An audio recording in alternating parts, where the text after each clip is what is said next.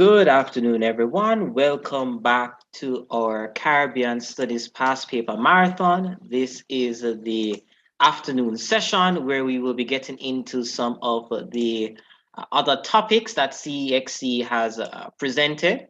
We are going to start momentarily. So once again, welcome everyone to those persons who are joining us via YouTube, welcome back. And to those persons who are on Zoom, welcome. I'm happy that we are all here. We're now going to start accordingly. So another topic that came on the list of topics coming on is the impact of societal institutions on Caribbean people. And as stated before, we're not going to do a blow by blow of every single topic. This is really just going to be a revision, and we're going to focus on how you can answer some of the questions, which is extremely important to ensuring that you maximize the marks accordingly. So we're going, as stated before, we have to look at the syllabus because the syllabus guides us as to how we should go about answering the questions. What are the topics to be expected, as well as also ensuring that we maximize on the content area as well, because that is extremely important going forward. So the impact of societal institutions on Caribbean people, it looks at family forms, such as the nuclear extended visiting. It looks at education. How has the education impacted societal institutions in the region versus colonial, pre-colonial, gender, etc. This topic also looks at religion as well. And lastly, it looks at the justice system, police courts, including Caribbean courts of justice and correction. I'm just checking to just ensure that our audience on YouTube are seeing the session and ensuring that it is broadcasted. So I'm just asking for 1 quick minute so that I can look right at it. Okay, great. Let me see here. All right, perfect. So yes, we are live. So we're going to go and continue accordingly. So the first question is this: assess 3 ways in which the family as a social institution impacts on society and culture in the Caribbean. That's assess 3 ways in which the family as a social institution impacts on society and culture in the Caribbean. Before we answer this question, as usual, I'm asking everyone to share their thoughts on what they think of this question. What is the question that is immediately coming to mind for them?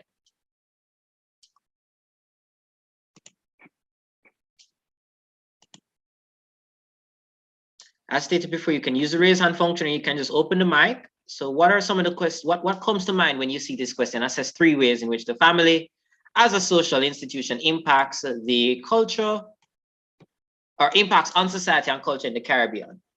Anyone has any thoughts on the question? The roles or functions of the family.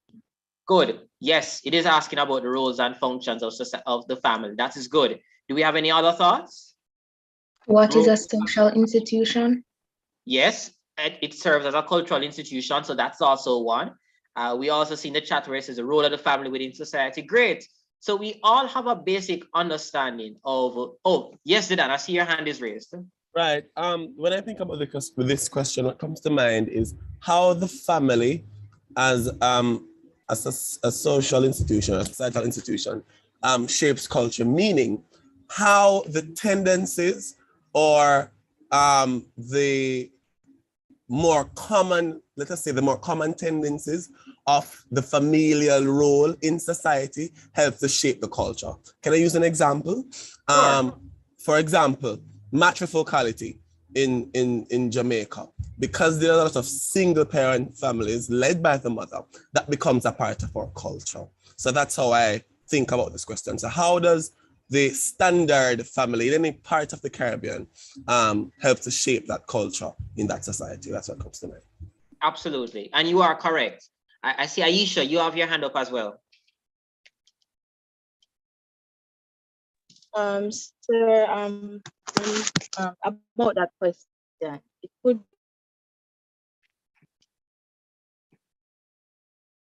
Sorry, not hearing you, Aisha.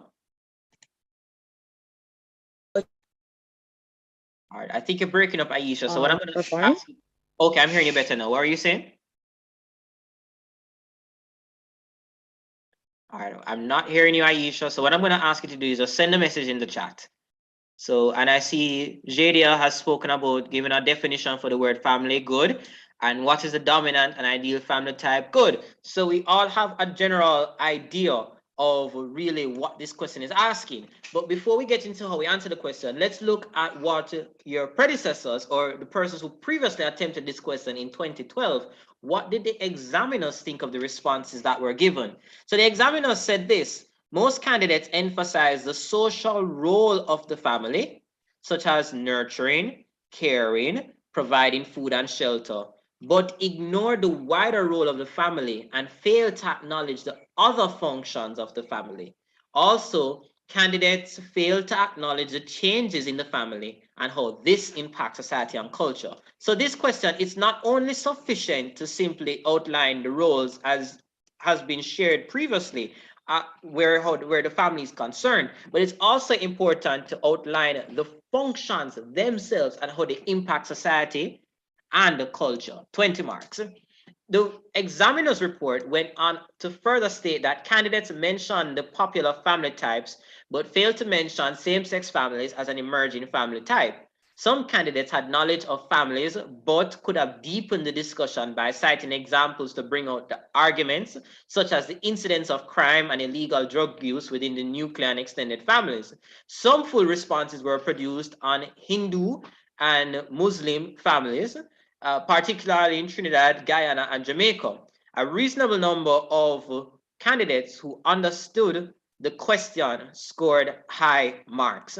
So we start to see what are some of the expectations that should take place with this question. And as Kayla had shared in the chat, would you also mention the evolution of family in the Caribbean, how they impact Caribbean people today? Absolutely. Yes, that is really what the question is looking at. Assess 3 ways in which the family as a social institution impacts on society and culture in the Caribbean. So let's go into how would you answer this question.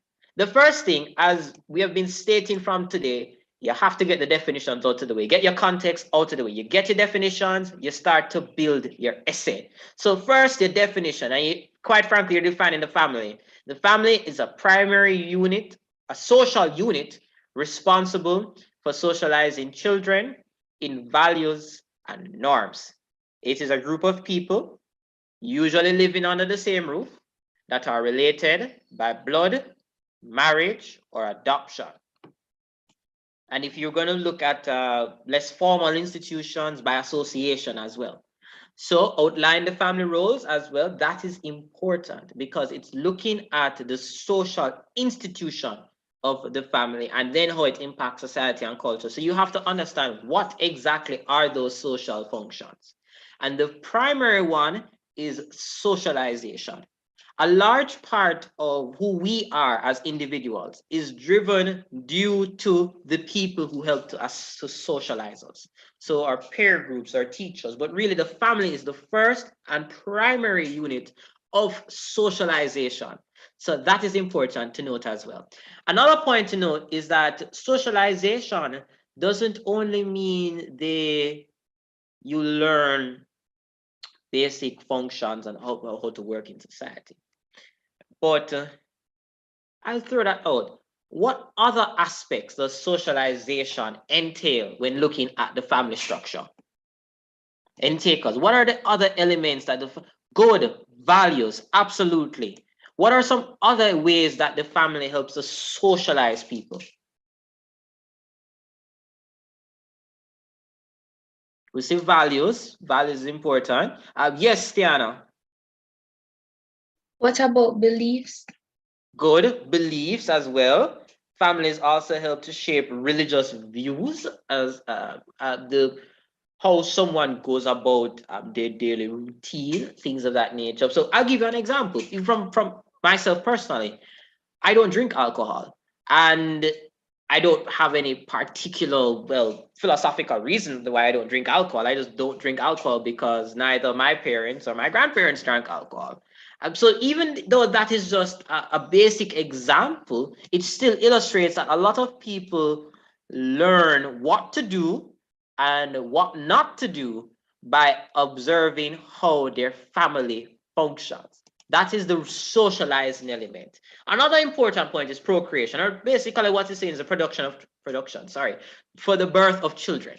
Families, children are raised in specific families, and partners and spouses produce children. And that is another role for the family, because that is how society is really expanded through the procreation. Another important element is through emotional support. Emotional support plays a very, very, very, very important role as well. I believe it is Leach and Leng, who are two researchers, argue that the emotional support provided by the family is absolutely important. They went on to suggest that the nuclear family is not the ideal family structure because it does not provide that sort of avenue for emotional support. You'll see different persons argue that it's really the extended family that provides the ideal situation for emotional support, as you have grandparents or other relatives who can provide that role of emotional support. And it's true, when you face a difficult day, and you're coming home, you're going to speak to your parents. If you have older siblings, you're going to speak to them or other relatives right now explaining the day. So emotional support, you can see it. Another important role is economic. They serve an economic function. Families provide resources for different members to operate, to perform successfully in the society, or they provide different members to themselves. So spouses support spouses with resources, persons support their grandparents. So they do have an economic function at play. Now, let's get into how you answer the question, or some of the recommended ways to go about the question. Do persons have any thoughts as to how they will go about answering these questions, looking at the ways in which the family as a social institution serves as a tool that impacts society and culture? What are some ideas that immediately pop to mind or come to mind? I know previously someone would have said the role of matrifocal families. That's a great example. Are there any examples that anyone can immediately provide?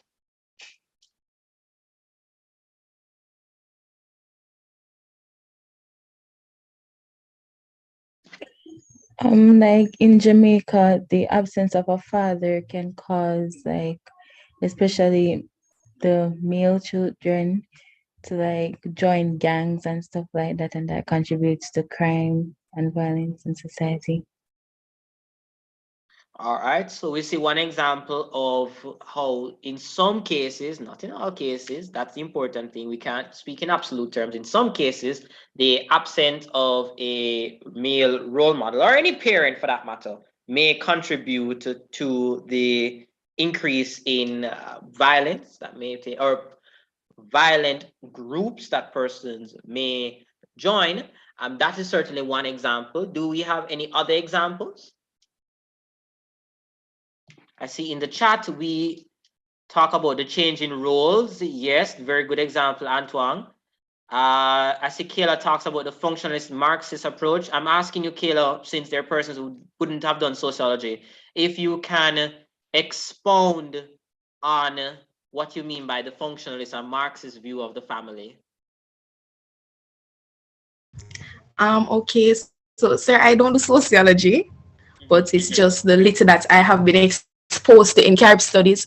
And what I have learned is that the functionalists believe that the family is a social institution that maintains social order in the society, while the Marxists believe that it's very oppressive, and it highlights the it highlights gender equality and social gender roles within the family. So that's just a little of what I meant by. And you're right. Functionalism argues that all institutions are functional. So the family is functional and it's geared towards societal stability. So yes, you're right. And Marx is always going to talk about oppression, one group oppressing the other due to the capitalist system that exists. So yes, you are right. I see some other good examples that are popping up right here in the chat. So we see how we contribute to the idea of the feminization of poverty. Yes. We see also how same-sex households may change the dynamics of the family. Yes. I see a very good example here that speaks about how barrel children have difficulties in relating to others who operate in traditional family structures in which the parents are present, or regulating their emotions due to the lack of emotional availability from their parents. Yes, it's not only the barrel children syndrome that can produce that. Even single parent families can produce that, but that's a good point as well. And yes, we see a culture of poverty and male marginalization. Good. So we have some examples as to how to answer them. Let's get, oh, I see a hand. Yes, Michaela. Oh, yes, sir. This one that I was thinking of, well, it's really an aspect of socialization, I believe, but I still thought of it first, where the family teaches persons about adaptation to change in society. So, for example, the Caribbean, of course, we know it's a melting pot of different cultures. And when you go to school or the other social institutions, you'll interact with other persons that are a bit different. And it's a family where you learn to not, I guess, offend or disrespect certain persons that are of a different culture or way of life or whatever. Absolutely, yes. That's the socializing role of the family. They teach you how to operate in the society and not cause trouble. So certainly that's a good example as well. But if we're looking now at the society on a whole, or the culture, so we look at a macro level. These are just some different points. This list is certainly not exhaustive, so you can pick, choose, and refuse. The good thing about Caribbean studies is that if you are able to explain in an articulate manner how to respond to the questions, you will get the marks. That's the important thing. The course is not as structured or rigid as other subjects, such as literature, where you have to know what the poem or book is saying. If you can clearly articulate your points, then you can look at how they answer the questions. So if we are assessing the ways in which the family as a social institution impacts society, you're looking at how families may contribute to certain social phenomena. And one example I've listed here is poverty, where families share resources that may lead to the performance, that may lead to improved performance of its members in society. And it's straightforward. Many persons who are in families that are from a higher socioeconomic bracket can share resources. So if a child struggles in their school, they have extras, they have a culture of extras that develops. So that way you have the improvement of certain socioeconomic positions or standings, because persons can rely on their parents to provide extras. Conversely, and because they're asking you to assess the ways in which the family as a social institution could impact society and culture. So you have to look at not only the pros, but the cons. You also look at the cycle of poverty that may exist. So what sometimes may happen is there are certain habits or tendencies that children may learn from their family structure, which may make them more inclined to suffer from poverty. So for example, one day and this is within New Jamaica, we went to a community in, I believe it was West Kingston near Denham Town, to make a donation because someone lost their home tragically to fire. And I can vividly recall that when we went to make that donation, one of the relatives of the individual who lost their home to fire came up to me with a small young boy. And she asked me what was my age. And I told her, I think I was 21 at the time. And the first question she asked me was, do I have a child of my own? To which I was horrified, a child of my own at 21. I said, no, I did not. And then she subsequently asked if I wanted to adopt one of her children. And I said, adopt one of her children at 21? That's so strange. But then it hit me that this individual would have seen growing up persons having they're having children very young. And I'm not saying that persons can't have children very young, certainly not.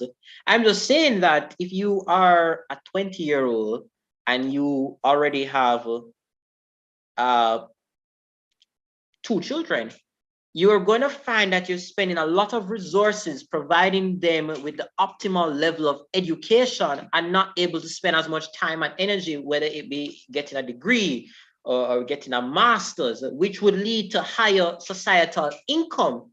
Another point to note as well is that you will oftentimes see in some matrifocal households, and if you read Edith Clark, My Mother Who Fathered Me, you'll see some women engage in practices where they have relationships with multiple people, and they have children for these people, because at a certain age the father is no longer absent, but to get the resources then they may have children for these individuals, but that only continues the cycle of poverty. So to get more resources you have more children, which uses up more resources, and then you need to have more children to continue to attract people. So you start to see how the culture of poverty emerges. So in a society like Jamaica, where I think it's 46% of families are female headed and a large portion of them are single parent households, you see how the family structure can contribute to that cycle of poverty. Another point to note is a rising antisocial behavior, or you can examine the impact of the barrel children phenomena, as some persons may suggest. This is a phenomenon taking place with Caribbean societies because many parents may migrate to the metropoles, such as the United Kingdom or the United States, aiming to have a better life for their children.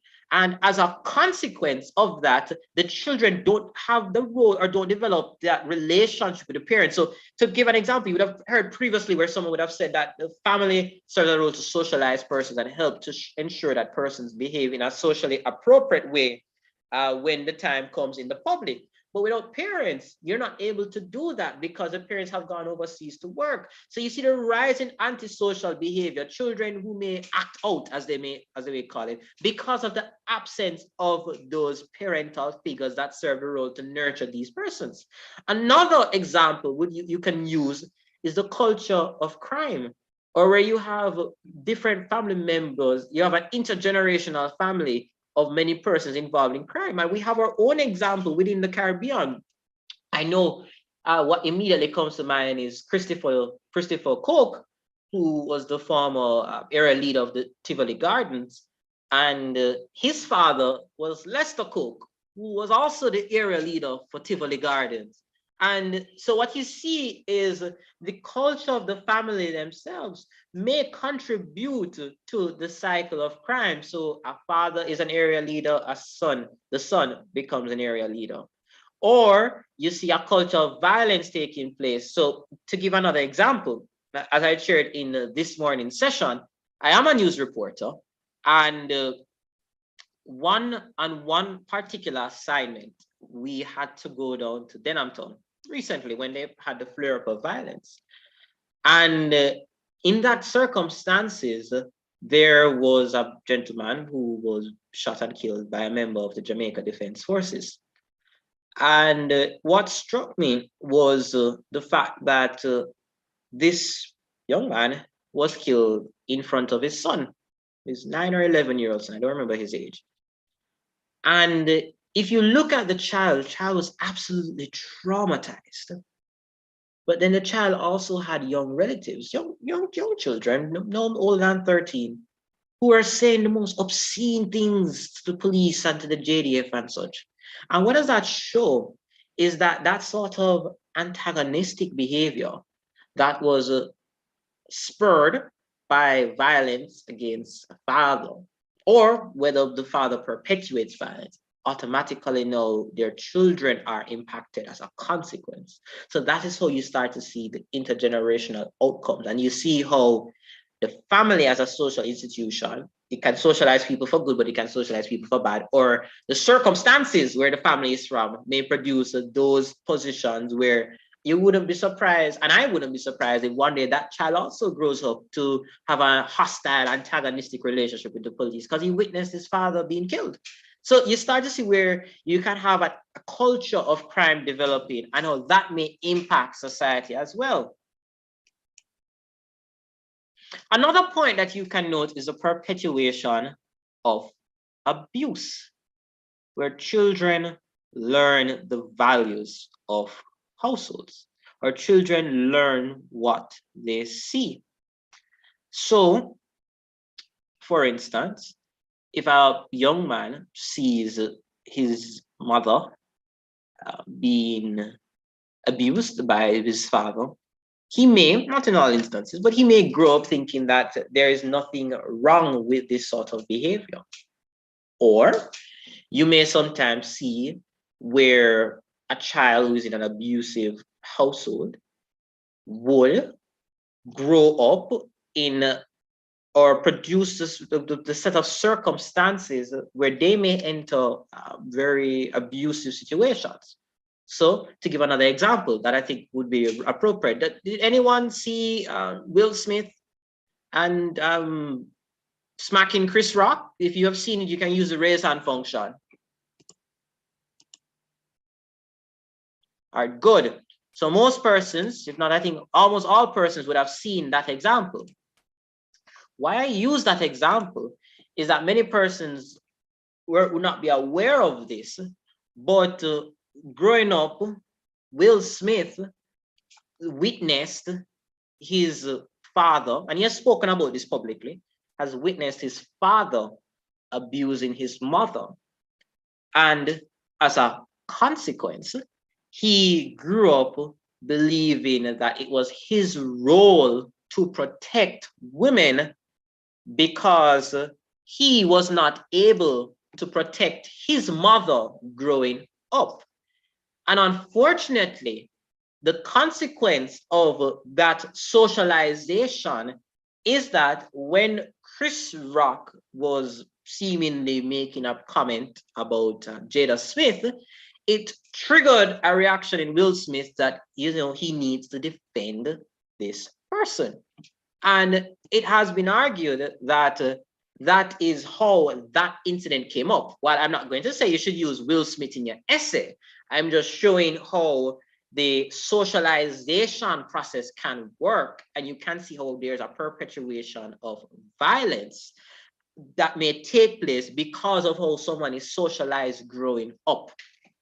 So you can use several examples. I would encourage you to look at the data, look at the perpetuation of abuse or the perpetuation of sexual violence against people within the Caribbean, because it's extremely high. Most women, and I think some of the women who are here on the Zoom call, can recall circumstances where there may feel the inappropriate interactions between partners or between young men. You look at the cat call and such, that is an example of socialization.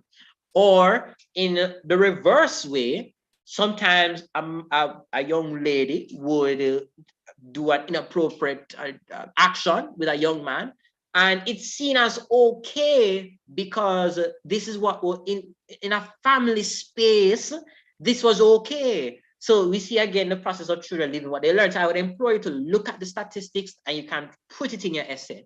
Another thing is the perpetuation of cultural norms such as visiting unions. So you would see, and this is how you can throw in your history, if you did history.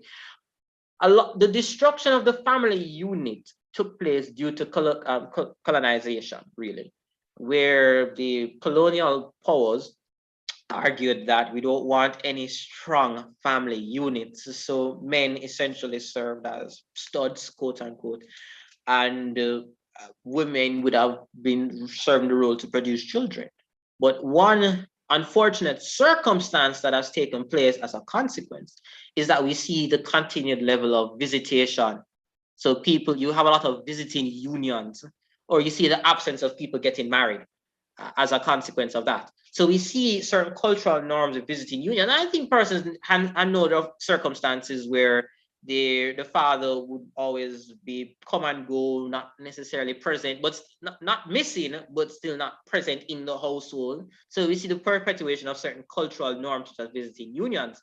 And I highlighted this data because I thought it was very useful where according to the executive summary, the 2012 survey of living conditions, 45.6% of all households in Jamaica are female-headed, with 26% of these households containing a male adult resident. So we see the rise of female-headed households, which can produce different effects. You can see on one respect, there's a greater push for women to achieve, and there's a greater push for them to pursue higher education. So once you get to the University of the West Indies, when you reach UWI, you will sometimes see that I believe the ratio is around 85% of graduates at UWI are women. And while it's good for the young men, that ratio, if you're looking at a society, it doesn't produce the best results, because what sometimes happens is that when persons graduate, it's more difficult to find partners, or it's the case where there's an imbalance in the gender relationships or the gender norms by the continued pushing of having women pursue education, or the lack of emphasis of having men get education, higher education. So you find that some men, once they achieve the basics, whether they get a subject class, they want to go to work rather than pursue higher education. That is an example of the cultural norms taking place. If you look at Barry Chevan's 2004, he speaks about the feminization of education. You can throw in some of those concepts as well. Another point that you can look at is you can consider other factors for the marginalization of individuals in the family. So you sometimes you may see the marginalization of men. So women play a more dominant role, which we spoke of before. Or you could see the marginalization of women, where women are not able to break out of certain social institutions. So another a good example that could be seen is the lack of contraceptives, the usage of contraceptives by persons in a low socioeconomic background, because of the imbalance of power that takes place between the genders in a specific relationship. That also plays a role in encouraging marginalization as well, because there are, and if you look at the data, female poverty is higher than male poverty in Jamaica. And one reason for that is you're more likely to see a woman saddled with children rather than a man being saddled with children. You can see it in practical terms. Why is it that it's fine for if a man or a teenager gets a young lady pregnant in high school, the lady drops out while the male is able to continue school? Because it's been socialized, and the family plays a role in that. You see people, the mothers take care of the children while the fathers go to work. But you can see how that may contribute to certain expectations or certain phenomena or certain cultural situations that you may see. I see the point about the legalization of abortion. Could you expound some more on that point, Leon?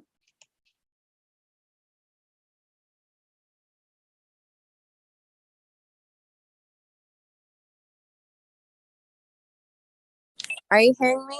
I'm hearing you.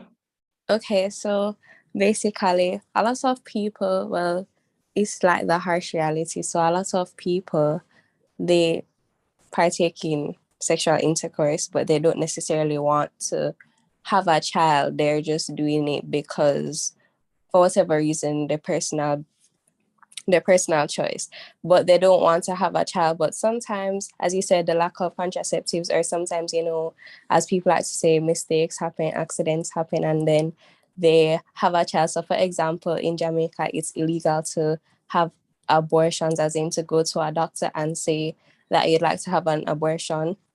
They're still possible in Jamaica, but they're not legal. So it's not easily accessible to all women and couples. So that kind of forces people into having children, because they're not able to access abortions when in fact they would like to, but they're just not able to. So then even though they know they're not ready to have a child, they don't have a choice but to have this child. And then that can cause them to, I guess not purposely, but it kind of causes them to sort of mistreat the child because they're not able to care for it. They know that they weren't ready, but they didn't have a choice but to have the child. So they didn't do it willingly, but it just happens that they just have to go through with it because they're not able to do anything else. All right, I see where you eventually came to the point with the family. I would say switch the point around, because you want to ensure that you stick to the question where you're looking at how the family as a social institution impacts the society and culture. So if you look at the fact that in some respects there may be resentment of a male partner that could cause low feelings of self-esteem or low outcomes or academic progress for males because of that, then say that. I wouldn't suggest you take it from the other way because it takes some time to build up to the point. Remember, you need you're maximizing marks here. So you're assessing 3 ways in which the family as a social institution impacts society and culture in the family. 1, 2, 3. 1, explain the point, you give you an example, you link the point. So that's how I would suggest. If you're going to use that example, just have it come around. I see Zidane, you have your hand up. Yes, sir. There are 2 points in my head, and I think you might be able to extract that one from it. So I was thinking, how could the family be held responsible? Because remember, you said it is good when you can incorporate more than one Caribbean countries. So in my head, I was doing a comparative analysis between Barbados and Jamaica. That is their population. Can it therefore be said that the family as a social institution leads to, or can lead to, overpopulation? Because I read an article that said that some years ago, I think it was 19, and I might be able to rush on this. If you're a Bajan, you can help me. I think it was 1996, where the Prime Minister asked the country to go on a family plan. And we see how that, how that went. So can it therefore be said that family as a social institution, because I'm trying to link points together, family as a social institution can lead to or deter overpopulation, which then can lead to or deter other societal problems. For example, poverty, crime and violence, all of that. Can it be done that way in our essence? I would suggest be careful with the overpopulation point. The Caribbean is not overpopulated.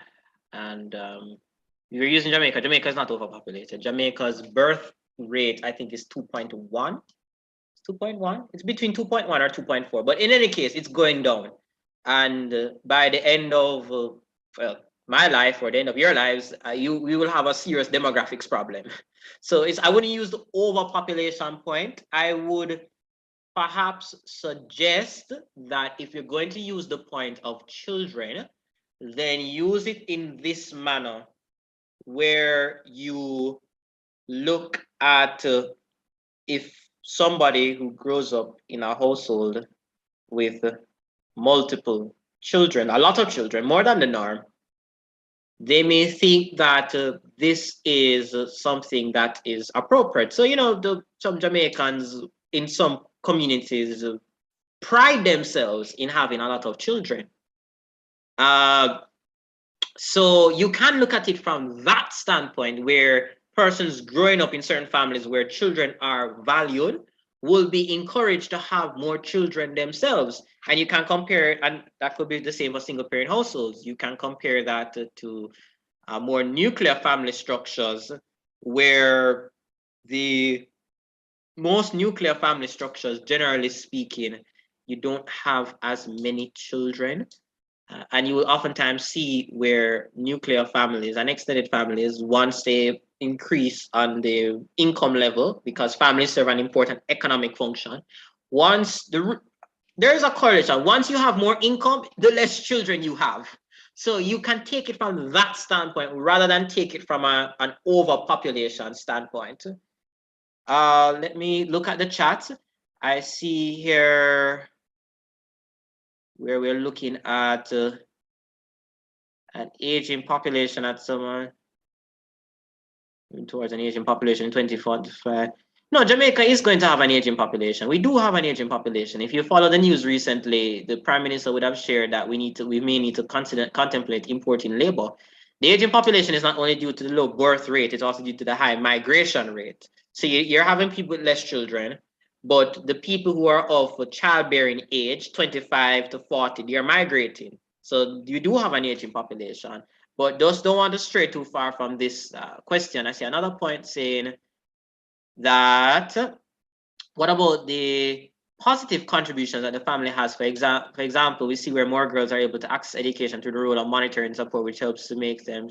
No, certainly, I agree with you, Kayla. That's what we shared earlier, where children who may fall in certain income levels are able to pursue extra lesson classes, and that helps them as well. Or someone who falls in a certain income level has access to technology that will help them. So you can use COVID as an example, where families that are more resourced, you see your continuation of the inequality because of the family structure that may exist. So you have families who have more access to resources and they're able to invest in their children's well-being. They're able to say, all right, if they don't need a scholarship, that's fine, the parents can pay for it. So certainly that's a very important point. Seeing here, a child who was born through the circumstances of the woman not being able to obtain an abortion, and the parents are openly resentful towards the child, can cause them to act or violently. That's also an important point you can go and raise as well. Certainly, Jada, just ensure that you have the data to support it. So when in assessing and providing your explanation, the data is important. So I would suggest if you're looking at the different social units, try find 2 statistics that you can just go and use and throw that in once it's appropriate and once it's relevant. So you can certainly improve the essay. I see Kiza. I hope you have Kezia. I hope I'm pronouncing the name correctly. Yes, Kezia. I wanted to add on the point that Zidane made.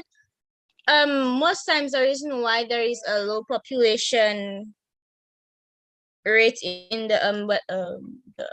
yes, a low population rate is because of how people view the making of children as well. Because when somebody thinks of children, they think of the money, the time you have to spend making a child. Because to become a parent is not something you do out of the blue. Though they have a lot of people who make children, and sometimes, most of the time, sexual intercourse. When someone engages in sexual intercourse, the first thing in their mind is not that they're going to make a child from it. They do it sometimes for pleasure and for other reasons.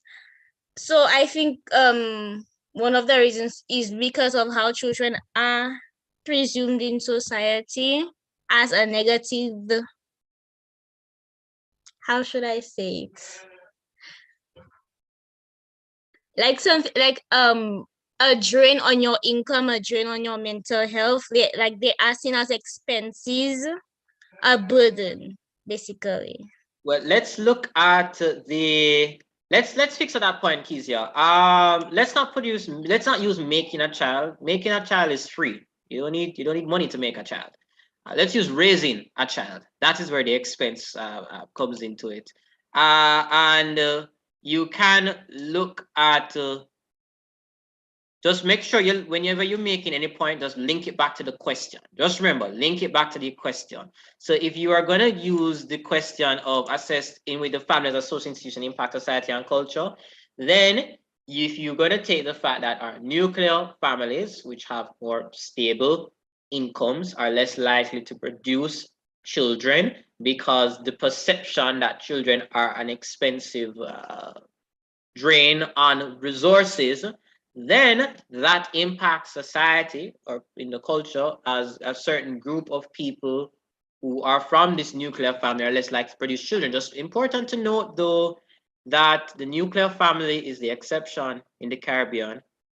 Most families are single parent or matrifocal, so you have a grandmother and a mother, a grandfather and a mother. So just bear that in mind when constructing your essays. And I will also implore you to look at the extended family as well, because it's not a Jamaican exam, it's a Caribbean exam. So look at the extended family and see how that works. And once you bear that in mind, I think we should be good. So we can move on to the next question, which looks at assessing the extent to which religion contributes to dominate the life of Caribbean people. Let's look at the examiner's report that says good responses came from candidates who noted the phrase continues to dominate and who debated the extent to which this could be so. So, again, 30 marks. Remember your 30 marks essay are arguments. So you're assessing the extent to which religion contributes to it. So the introduction, off the bat, define dominate. You have to define dominate. What do you mean by religion continues to dominate? Is it that religion sets the agenda for society? Is it that religion shapes the moral compass of society? Throw that in there. If you're looking at areas such as abortion, religion plays a very important role. So despite the fact that there are people who do illegal abortions in the region, in Jamaica, because abortion is legal in Barbados, so in Jamaica, you have a high prevalence of abortion. The fact of the matter is, to some people, not just men, but even women, believe that with abortion is you're killing a child. And I'm not stating that is what it is. I'm just saying that that perspective has been informed by the religious beliefs that may take place as well. So that's an example. But before we get into all those different examples, you have to define what dominate means. And you have to identify some of the Caribbean major religions so you can start getting your marks.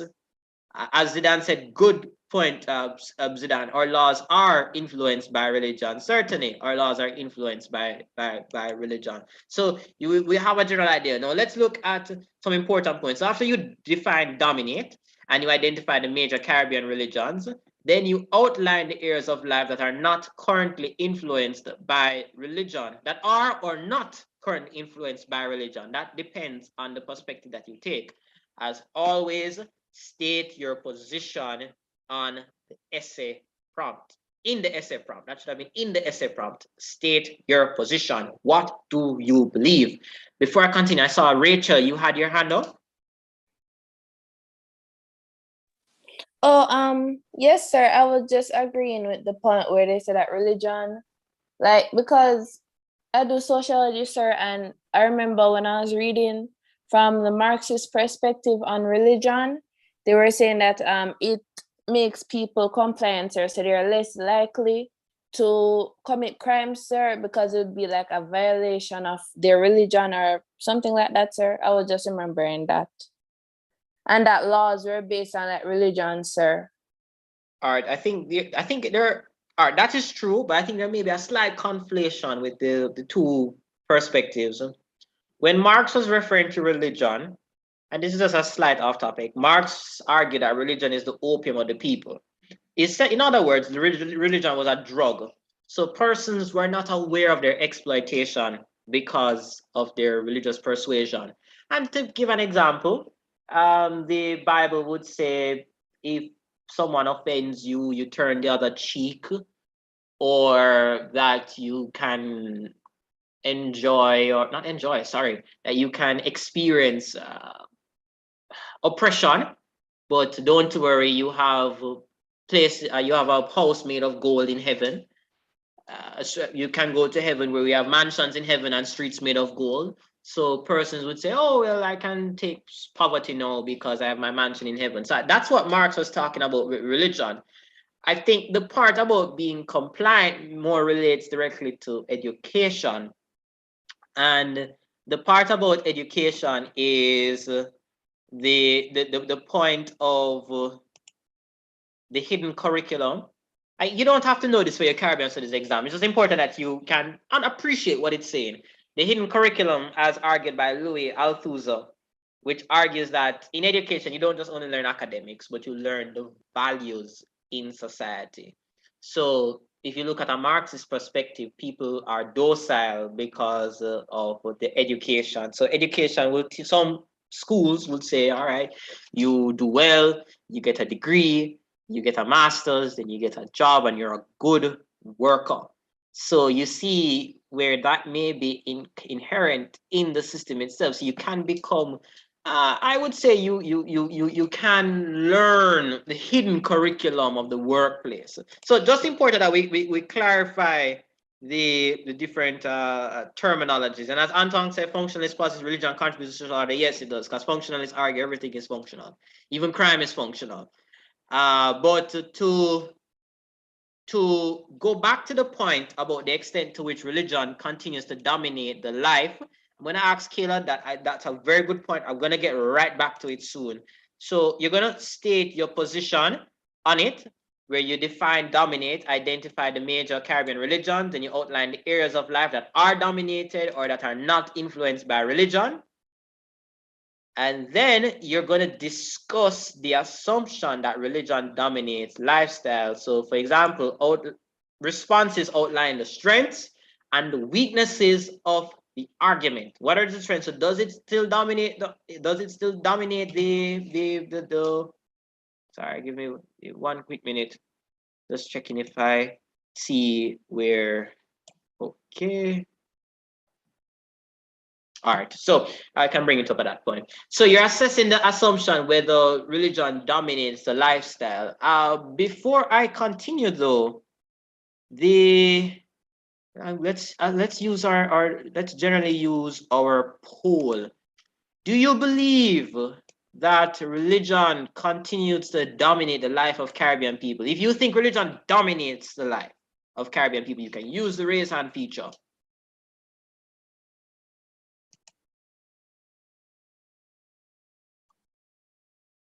All right, I see 22 people, 23, let's use 25 people, argue that religion continues to dominate the life of Caribbean people. Are you someone who believes that religion could have dominated, may have dominated, but now in this current 21st century society, no longer dominates? If you are of that view, you can raise your hand. So once again, if you're of the view that religion used to dominate society, but now not as much, you can raise your hand. All right, so let's use 18 people. All right, so you can take down your hand. If you are someone who says that religion plays an important role in society, but you wouldn't go to the extent that it dominates society, no, you can raise your hand. So if you're of the view that religion previously played a role, but you wouldn't say it dominates society, you can raise your hand. All right, so I see there seems to be a close responses with everybody. I think there's a tie actually, a tie between those who believe religion dominates compared to those who believe that religion is not as dominant. And a large minority of people says religion, it no longer has that much of a say on how society functions. You are all correct. It all boils down to your arguments. Your arguments play the most important role in this debate. And personally, if I am someone who, because normally I see where persons ask my response, I can argue from all three perspectives with this one. It just depends on the, it just depends on the perspective that you take.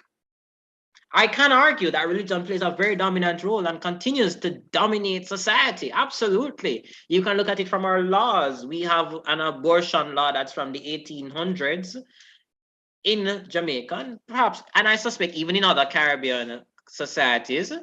And why I will say that this represents the role of it dominating the space is that any attempts to change these laws sees a significant backlash that is produced by church groups or by Christian groups.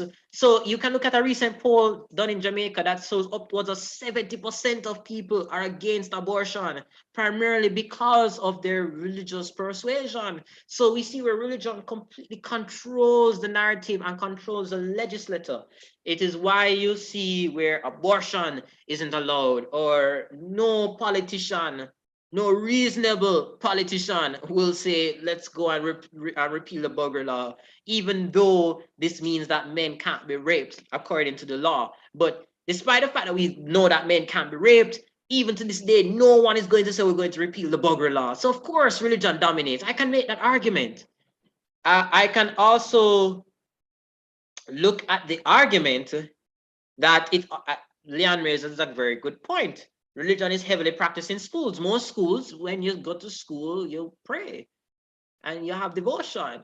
Why isn't it that we completely secularize things and we just have worship, we just have Sunday announcements and we go about our daily base? We pray. So we see how it dominates the school system. Before I get to your point, Zidane, you could see where it dominates the school system. So that shows dominance. You control institutions of government. You control the school system. So yes, it's dominant.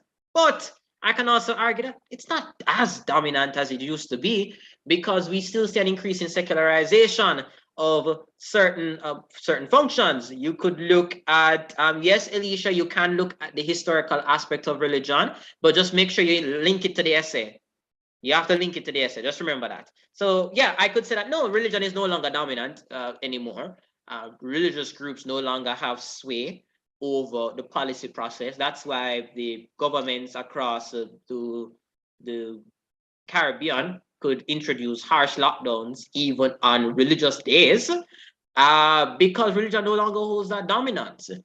If religion held the dominance, why is it that you see a certain presence of gambling, which is something that is not something that is practiced in any religion, or any religion condones that sort of action?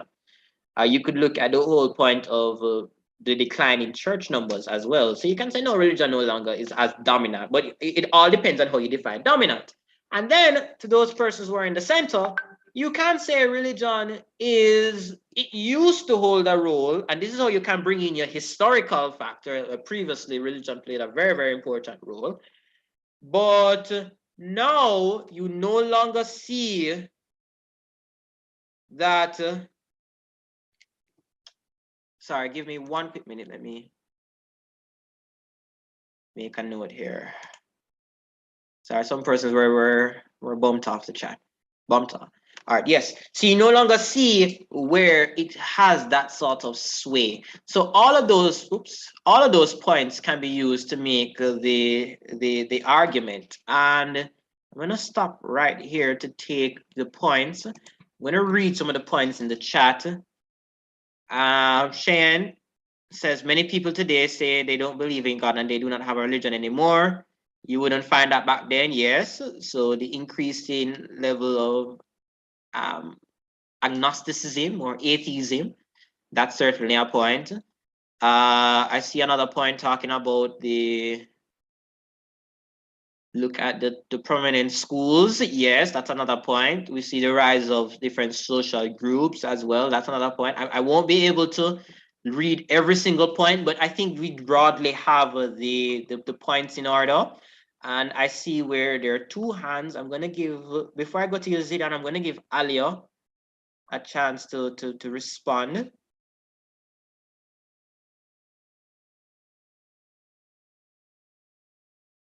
Alia?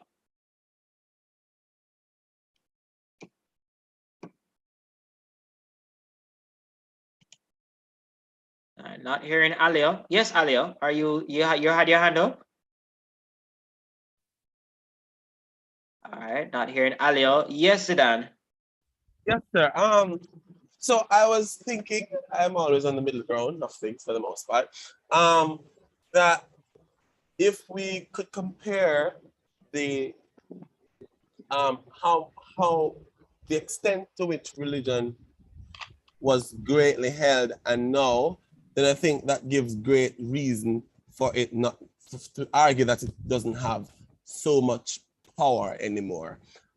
Because this is what I do personally, which is why I lowered my hand, because I think my question was answered when you said that you could recount the history of it. Because there was a time when it was compulsory for you to pay the tithe, right? But no longer do you have religion playing an integral role in societal matters. So there are not, while there is some traces of it from old times, it is not so great anymore. So no Yes. longer does the prime minister need, if he did before, well, and somebody, I think somebody mentioned the Enlightenment, but no longer do they need to consult the popes. If you remember in France, and the reason I'm bringing in France because they came, because colonialism plays an integral role in religion, and I think I'd mentioned that as well. If you remember in France, in the ancient regime, you had the priest and the clergymen being at the very top, and then you had the nobles, they were even on top of the nobles. So I don't think they have so much power anymore, and I think it is very good when we can incorporate the history of it to compare to now. That's a good point, Zilan, but I would suggest when incorporating the history, don't go to France, use the religion, history of the religion in the Caribbean. Very well, thank you. It's a regional exam, and that's unfortunately some of the limitations of regional exam. You would want to put so many different examples in, but at the end of the day, remember, you're writing for your marks. You're not writing for yourself. And sometimes some people get caught up in giving these different examples that regional exams. So if you're going to use the history, throw it in the region. I know there was a point asking about if you can relate it to other social institutions. Absolutely. And you can use that to show whether it dominates, that doesn't dominate, or is not no longer relevant. Look at the family, for example. At one point in time, it was viewed as absolutely sinful for an unmarried couple to live together. How could they? Sacrilege. And I remember my mom was sharing this, and my mom went to the St. Andrew High School for Girls, and she had shared that one time there was a teacher who taught her. So, this is going back a few, I think from the 1980s, if my memory serves me correctly. And she was unmarried, and she was pregnant, and she lost her job. No, we don't have that. The problem is people aren't getting married. So you can relate it to social institutions. Religion teaches you that family, nuclear family is ideal. So certainly you can relate to that. I see the point about sexuality is also another point as well. Now you see a greater acceptance of people of sexual minorities. And let me see, but now you're anything that they like, for example, the decrease in the community, in schools, persons would be afraid to identify themselves.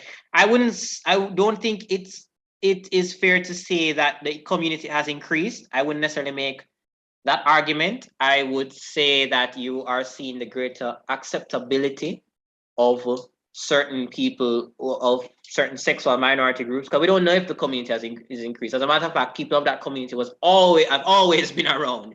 It's just that now you see more people who would be willing to identify with that minority rather than pretend and put somebody through the unfortunate circumstance of being married to somebody who doesn't love somebody. But that's everything beside from the point. Yes, you can see the greater acceptability of the LGBT movement and JFJ. Well, JFJ is Jamaicans for Justice. J-Flag is the organization in Jamaica. So you can look at those points as well. So certainly those are examples that you can go and provide. So let me just go right into the point. So some recommended points you can use: that some traditional religions are losing their holds regionally. So some people, particularly the youth, are becoming more secular. Absolutely. You just need to go to UE Carnival and you can see that. You can look at the decline in church membership for some traditional church groups. Yes, that shows the increase in secularization. So many churches are dying. You can look at how for some religions, their leaders do not have as much clout before, and that Sundays are now also shopping days, or someone say you see increasing commercialization of certain religious holidays. Although use this point wisely, because you still see the rise of and the presence of cultist groups. So whenever you use a point, ensure you clearly articulate the point.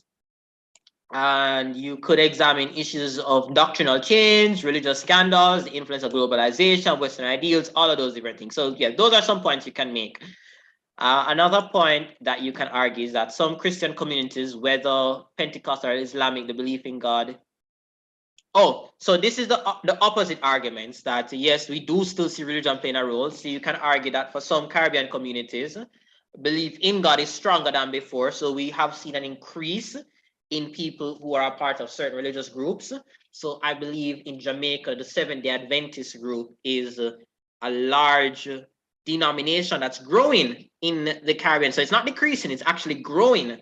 Are there any Seventh-day Adventists? I'm not calling out anybody negatively. I just want to know if there's anybody who can correct me. Is anyone a Seventh-day Adventist? No, I'm not seeing any hands. All right. You'd be here on a Saturday.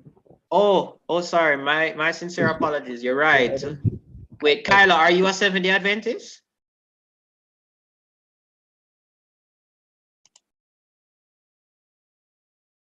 Good, Kyla. Correct me if I'm wrong, Kyla. It was my understanding that the denomination is growing. Is that the case? Could we make that argument? Good, great. So Kyla has fact checked me. Yes, the Seventh-day Adventist denomination is growing in Jamaica. So you can argue, and growing in the Caribbean, so you can argue that it's not the case where religion no longer dominates. Religion still dominates, but we start to see a shift to other religious groups. And to give an example, our prime minister is a part of the Seventh-day Adventist Church, or governor general is a part of the Seventh-day Adventist Church. So dominance could simply mean, if you define it as an increase in prevalence of members of religious groups in organizations of office and organizations of power. Absolutely, you do see that. So it all depends on how you argue the point. And as mentioned earlier, look at religion and existing laws. A part of the reason why I have a lot of archaic laws is that the role of these religious groups as well. So all of those points, even if you look at how someone would have said the oath in the group, but you can look at parliament. Every single time the parliament convenes in Jamaica, I can only speak for Jamaica, but every time parliament convenes in Jamaica, you have a prayer that's recited every single time. That illustrates that it still plays a very major role. So you can look at those factors as well. Let's move on to another topic, Caribbean global interactions. But before we move on, just want to know, does anyone have any questions, or are we all clear on the topic? Yes, sir.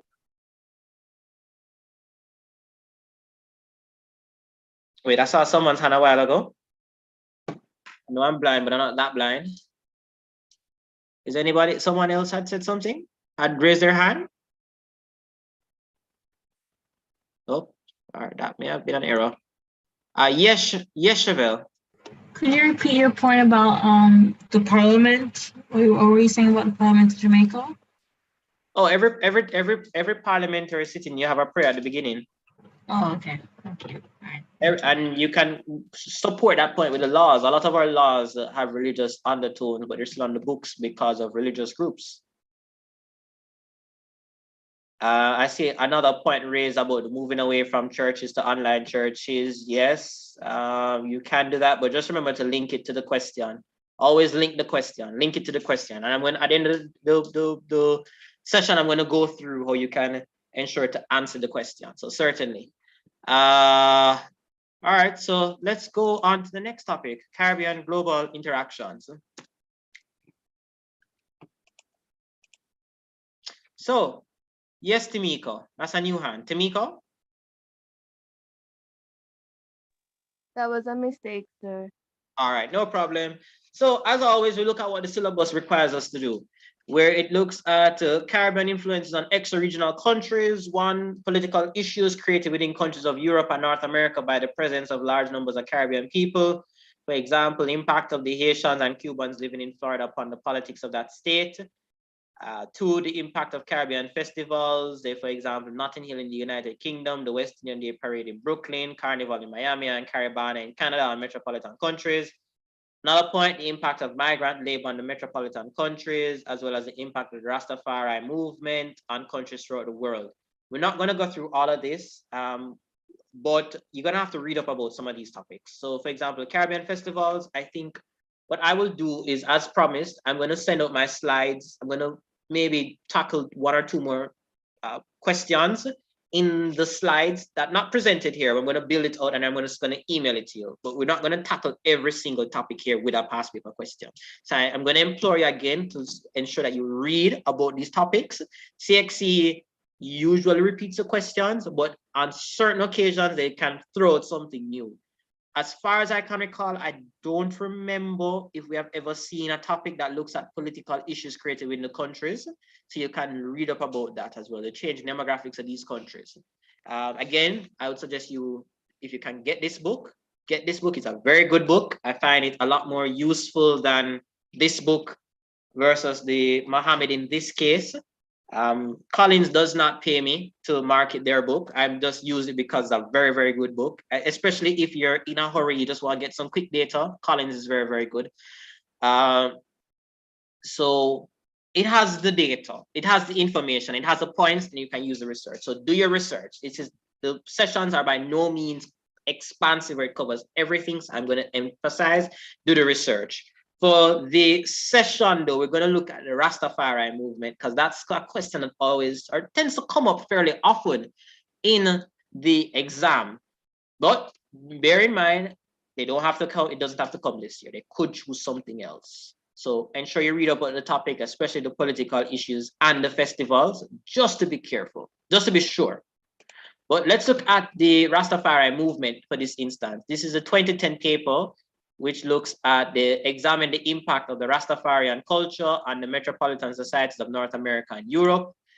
The examiner's report had said the stronger candidates gain marks by addressing both the negative and positive aspects of the impact and by in-depth and insightful comments on this interesting topic. Weaker responses just spoke to the cultural practices of Rastafari as seen in the Caribbean and did not discuss the impact on the metropole, not the core, but the metropole, not the periphery, but the metropole. Those are the countries like the United States, Canada, and the United Kingdom. Then look at the negative influences included some persecution of the Rastafarians and the influence of the movement's members on the usage of cannabis. Note the points here. The words are very useful. They said gain marks by addressing both the negative and the positive impacts. If you see anything that says just impact, give pros and cons. That's what the strong student does, the pros and the cons. And look at how it impacts the metropole. That's what it's really asking you to go and do. Let's look at some highly recommended points that you can go and use. So you can show how Rastafarian culture is practiced in these countries by both the Caribbean and non-Caribbean migrants. You can see the diffusion of culture across different countries. I remember when I was traveling to Boston, I think it was, and I interacted with somebody. No, I was in Boston at the time. We went to a bar, I think it was. And what was interesting was that somebody came up to the group I was with, a group of Jamaicans, and said, I like your culture. This is a white person, very white, like white as people. I like your culture and, you know, Bob Marley, and I like how you guys deal with your idol food and all of that. And he was just gushing over the Rastafarian beliefs. That's an example of a positive example of Rastafarian culture. You're able to share brand Jamaica overseas, and brand Jamaica is heavily influenced by this culture. And you'll find that wherever you go, most stereotypes of Jamaica is really Rastafarian stereotypes. So most persons would probably think, even if you have extensions that are locked, they think it's dreadlocks, or I see it all the time. If I ever travel, the first two things that usually come to mind is if I smoke cannabis, or I say Ja or Rastafari or things of that nature. You see the stereotypes whenever you travel. That shows some of the positive examples. You can argue it's negative, but show some of the positive examples of Rastafarian culture. So you can look at how it's able to share Brand Jamaica, share the region. You can highlight how it provides an opportunity to provide a spiritual and religious connection for migrants from the Caribbean who live in metropolitan countries. Absolutely. You see where many persons who,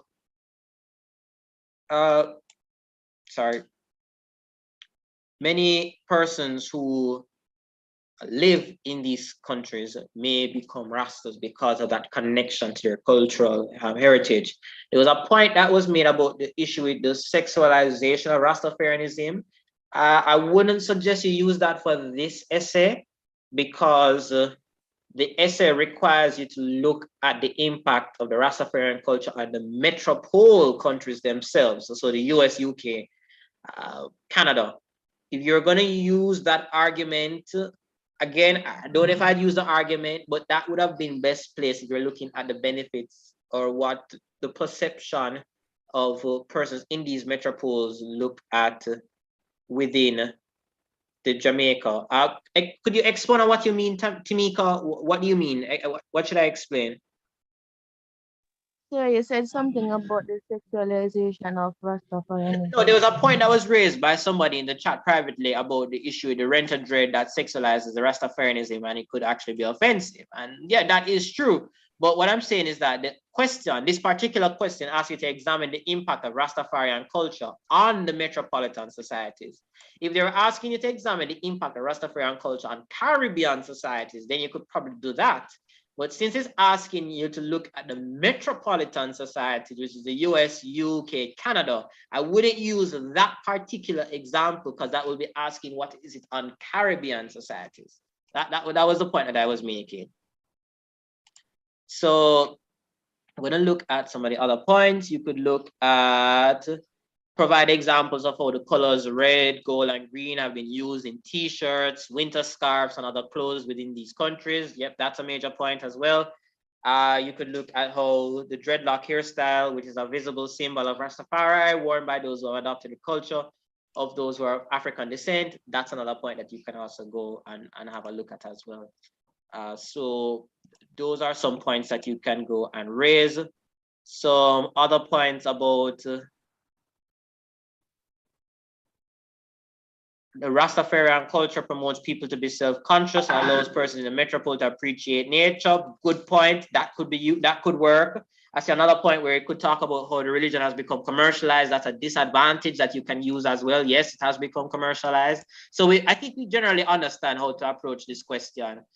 Another point could look at the comment about the concepts of calling police Babylon and using the culture of Rastafari as a symbol of resistance. So for example, in the Brixton riots of the 1970s was an example of how the Rastafarian culture helped to influence that spirit of resistance. You can look at how it helps to establish ancestral ties through the Back to Africa movement. That's another example you could use or point you could use. And you couldn't leave out the influence of Bob Marley and reggae music, which has become mainstream in Europe, and the benefits of that where metropolitan countries are concerned. And I think lastly, the increased usage of cannabis in the metropole, or the use of ital foods and the language of Rastafari that has been adopted by some in these countries. So basically, you're looking at the features of culture, the features of that particular culture, and showing how it interacts with the metropolitan countries. So that's really what you are setting out to do. I see another point talking about the empowering of people, speaks to Black pride through the Pan-African movement. Good point, that's also one. And certainly you can use the issue with food. Think of anything related to culture, link it to the Rastas, link it to the metropoles, and then you have your answer. The question is if you can talk only about culture. Yes, the question is asking about examine the impact of Rastafarian culture. So you have to talk about the culture and what the culture is. So know what the culture is and then link it to the metropolitan countries. So it's not just important to know about the culture. Link it to the metropolitan countries and then you're good. So I think we basically know where we are. Do we have any questions before we continue our final topic?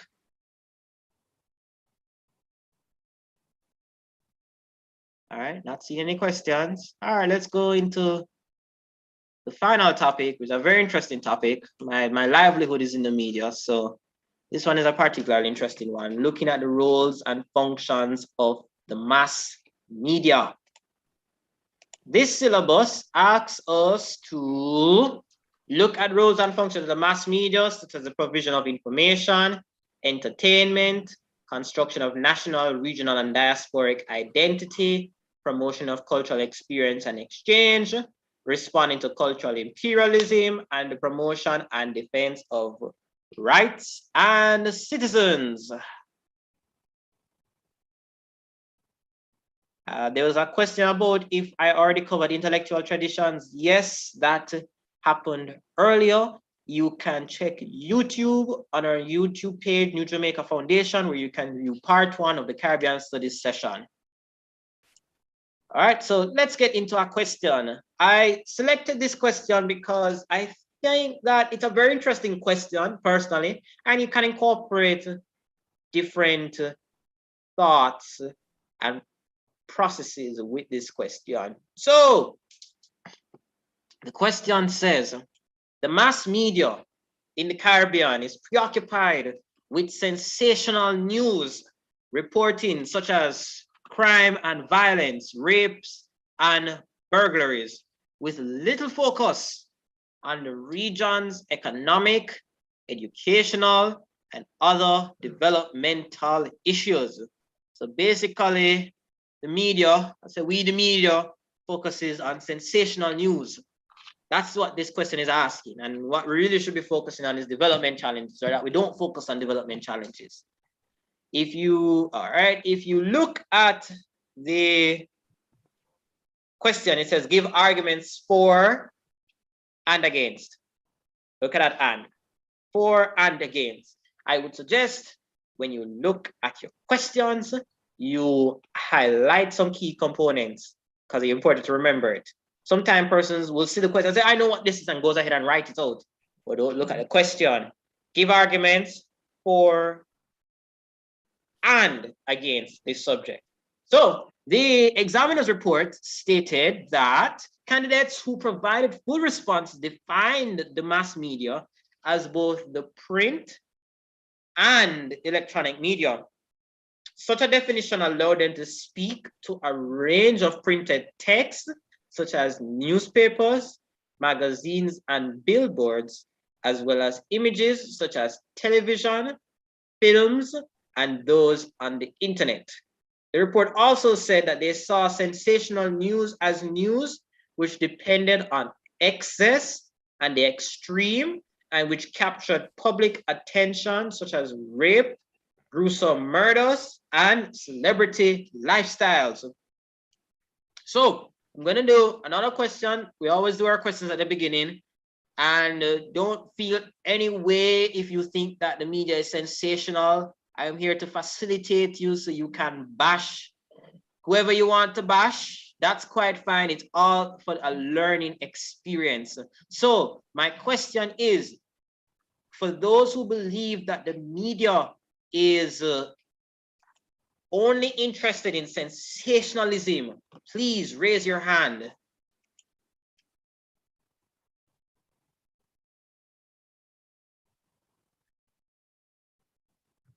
All right, once again, if you believe that the media is only for sensationalism, raise your hand. All right, great. If you believe that the media is also features developmental challenges and really is focused on the developmental challenges, please raise your hand.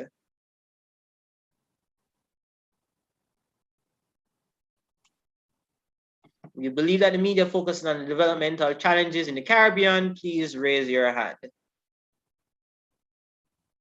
All right. If you believe that the media does a blend of both, you can raise your hand.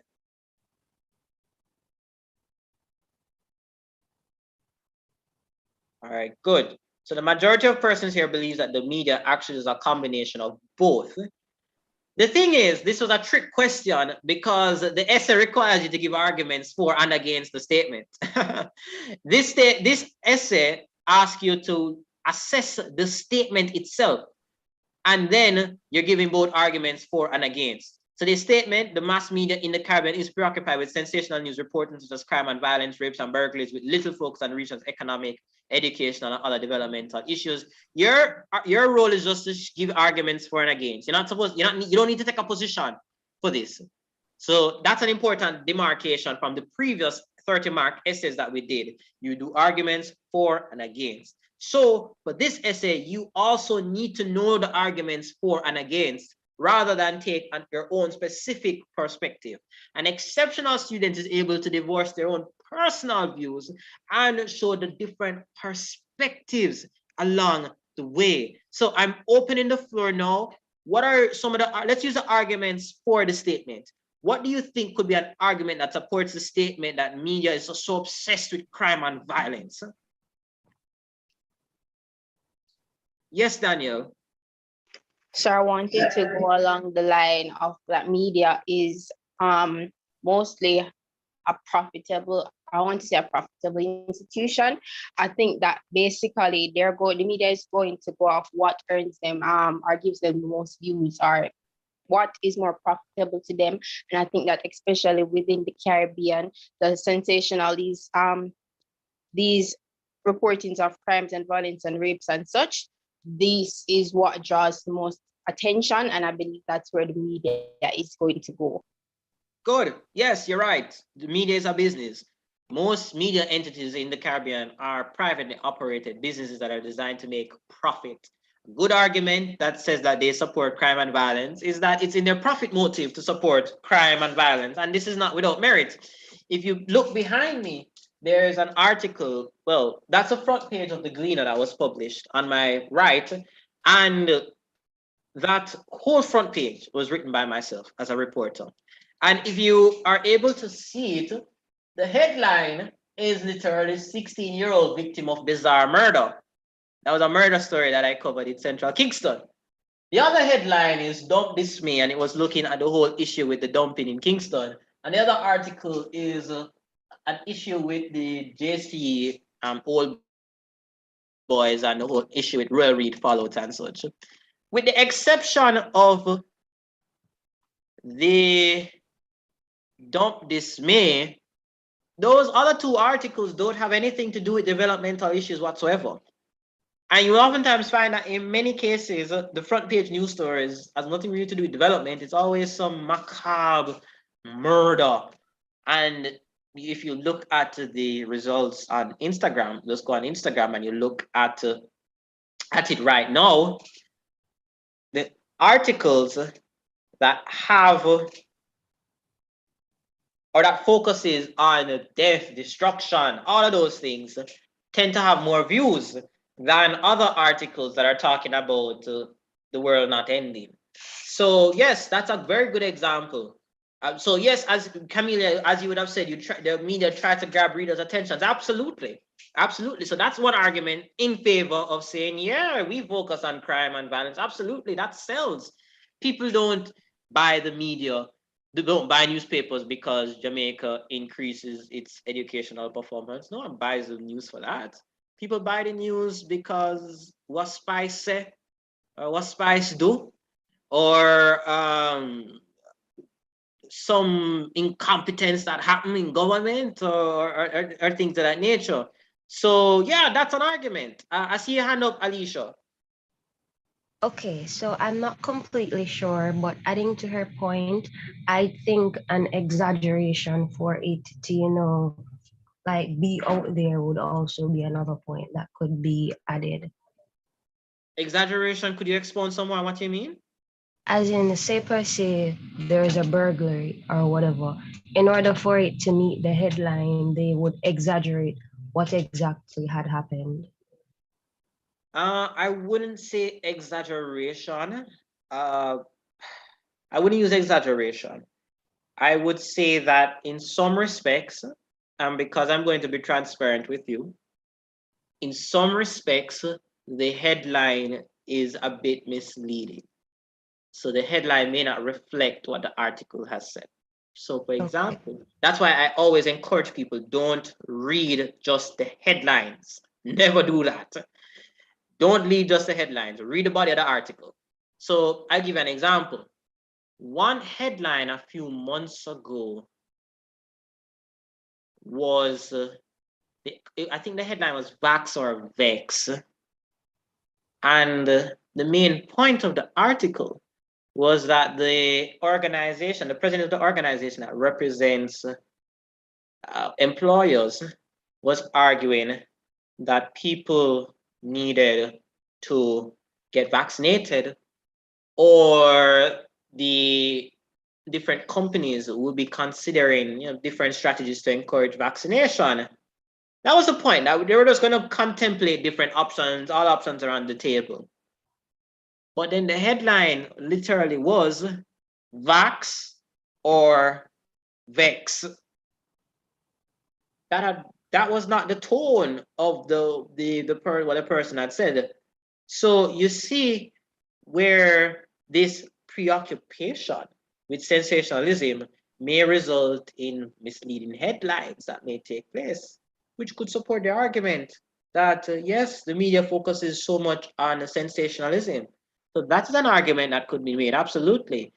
Another point, mass media mainly focus on entertainment rather than providing necessary information for development and educational programs. Yeah, that's another point. I tell you, if you look at a lot of the stories, I use Spice as a very good example.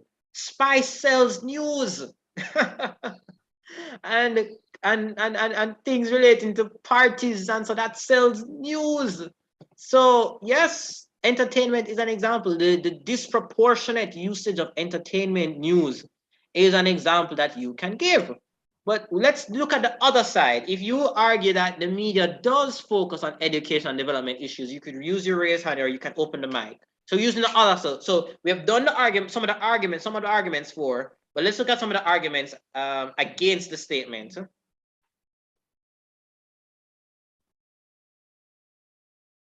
So you disagree with the statement that the media is not preoccupied with sensationalism. They do work with education. Sir, could you please repeat that? We're looking at the counter arguments. So we have given some of the arguments that said the media has a unhealthy obsession with gore, violence, crime, despair. Now we're looking at the other arguments that say no, the media actually does present economic, education, and developmental issues. Yes, Daniel. Okay, sir, for this argument, I want to say the media, yes, the media does promote education and economic development. However, I think that one of the main reasons I will mostly see, reports of crime and violence and such on the media is because these are very common. They're more common, especially in terms of the Caribbean. We have higher rates of such, events. And in terms of, also I want to take kind of look in terms of the cultural aspect of the Caribbean. I want to say culture somewhat influences or majorly influences what the media depicts or tries to sell.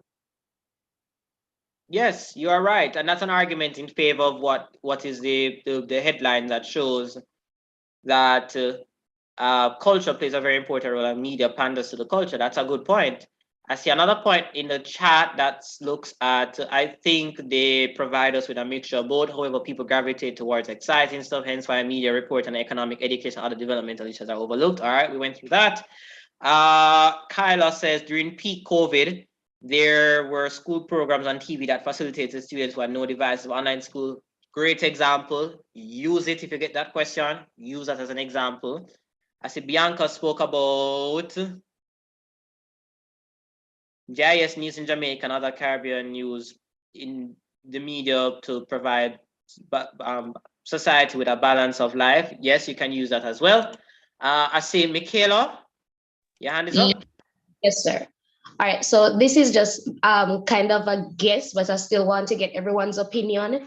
I want to say that the media realizes that not every topic will be discussed every day. There's a particular time when you have to discuss things like education and the economy and development. So for example, now when it's around CXC time, you'll see more articles about CXC because that's what's happening right now in the Caribbean. CXC is happening, exams are happening, students are talking about exams. So you'll see more articles about education at that point in time versus crimes are committed every day. You have to see articles about that every day, maybe about the economy, unless the Minister of Finance comes out with his yearly budget.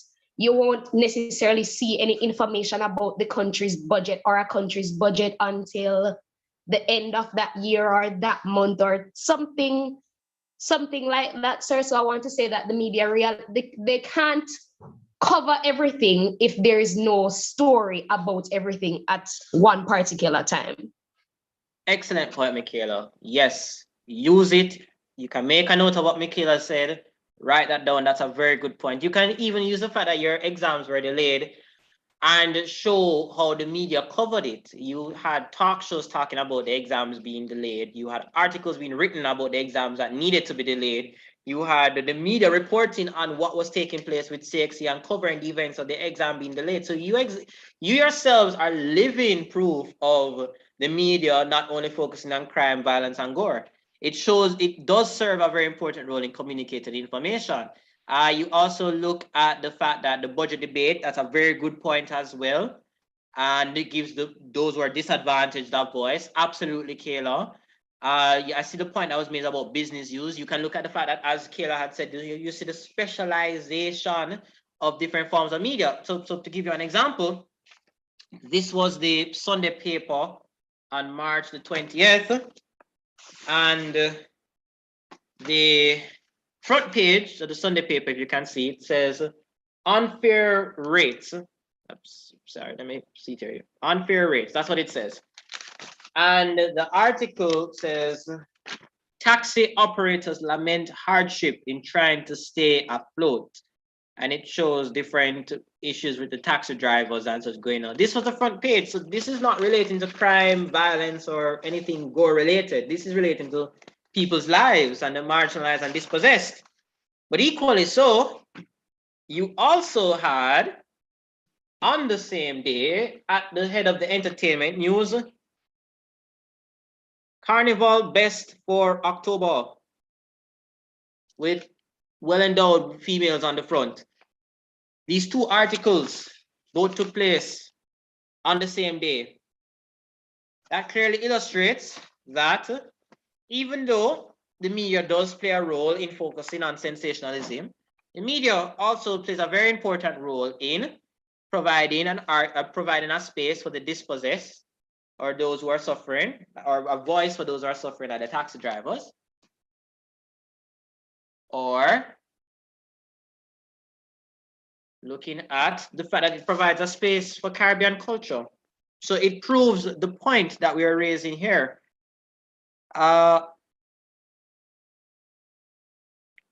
Just looking at the chat here. So yes, they do provide spaces where you can discuss issues, absolutely. Let's go into some of the arguments that I have presented here that you can make a note of. So once again, you always do your introduction, definition of mass media, definition. Where mass media, communication strategies used to reach the vast majority of people in the public. Absolutely. So you have your definition. It could include print media, broadcasting, or digital media.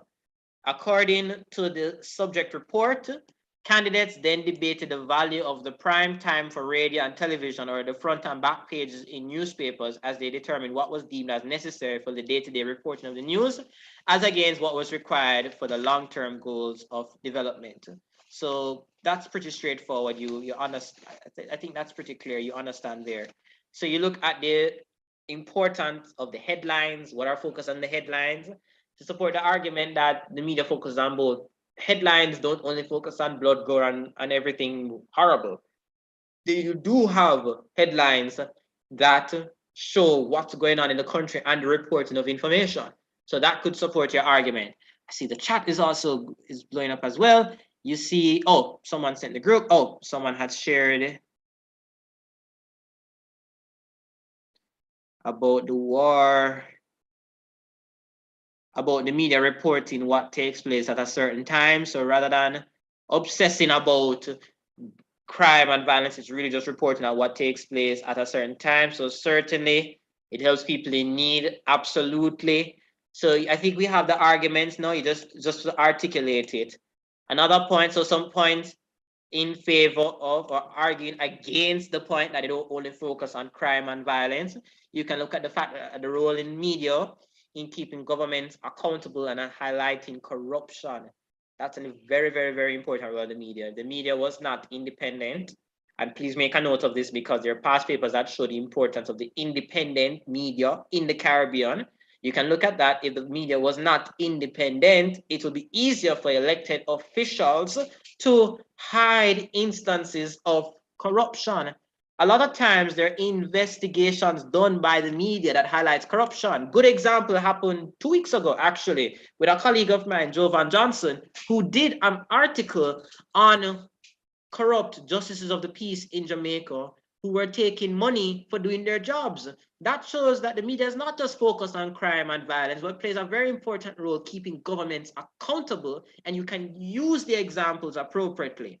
Another important role is in media in promoting the rights and highlighting stories of abuse. If you look at the point with the recently, with the JDF soldier who had allegedly, well, not allegedly, but is on camera seen beating a lady in Denham Town. That was highlighted by the media companies and the video was shown. So people were informed that this is taking place and this lady's rights were being abused. So you do see the important role in the media plays in promoting rights and such.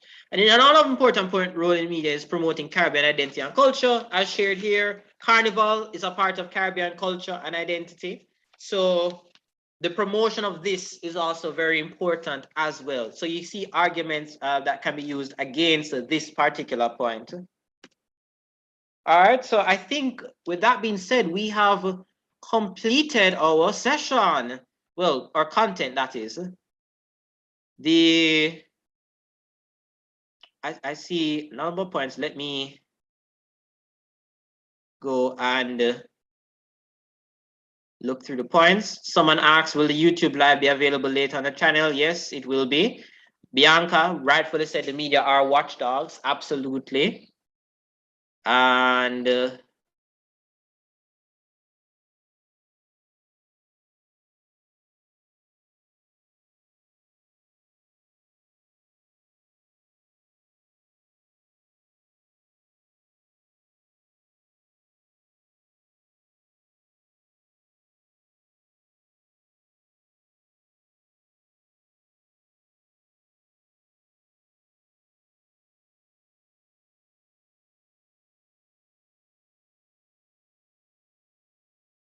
held accountable for their actions. If all media was controlled by the government, it would be very easy for governments to conceal information, not reveal certain standards. Independent media also allows for an accurate depiction of what takes place on the ground to be highlighted. Notwithstanding that, media also shows a very important role, and there's an important role for media to show violence because it underscores or it may bring to people's attention issues or where it may warn them, for argument's sake, not to go to a certain area because there's a flare up in violence. So even if you're arguing that media is preoccupied with it, then you could simply say that no, it's not a preoccupation. The media has a right to ensure people are safe. So you can throw that in as well. There are different avenues you can take with it, but it all depends on how you argue the point. Also with the newspaper, there's a newspaper for children of every children's own, which includes past. Unfortunately, Carla, the children's zone no longer exists. It was discontinued, so I wouldn't use children's zone as an example. The Gleaner no longer publishes it. Let's see here. About the point about keeping the media updated, certainly. All right, yeah, I think we have the points. I see Alia. Yes, Alia.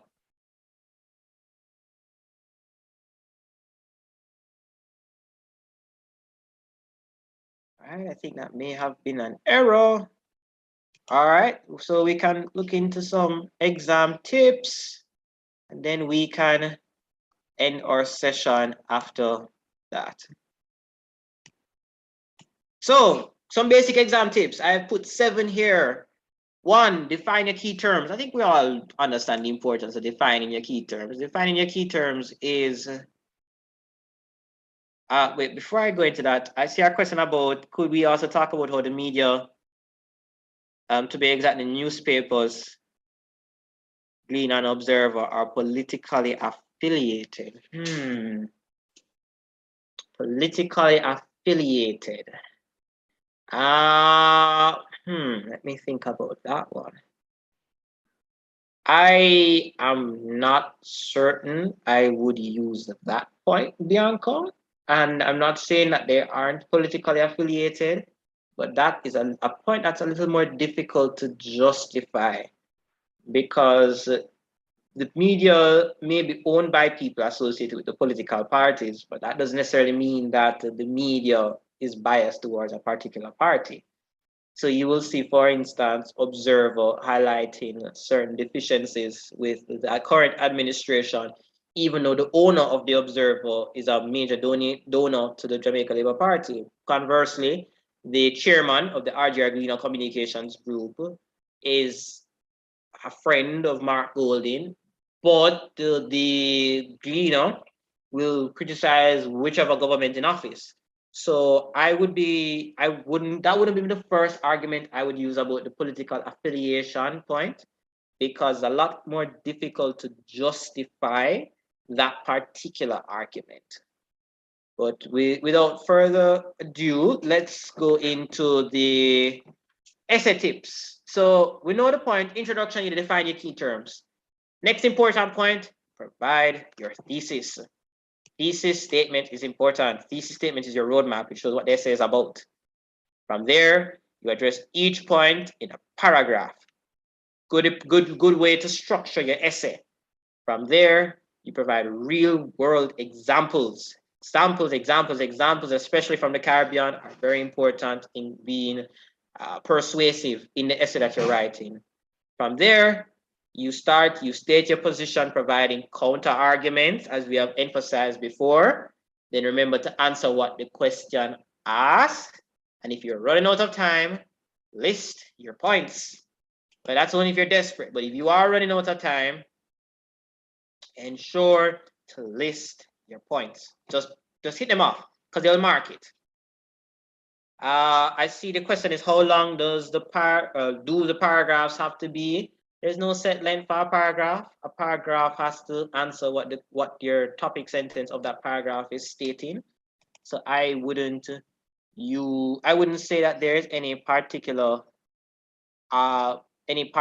length in time for a length that a paragraph has to be.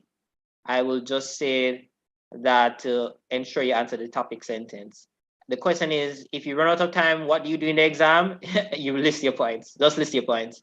So if you're talking about the importance of, let's put it this way, the Rastafarian movement, and you have 5 minutes, and you say you're only halfway through. Point 1, Rastafarian movement contributes to the diet in metropolitan countries. For example, ital food. 2, the Rastafarian movement contributes to the infusion of culture in metropolitan countries.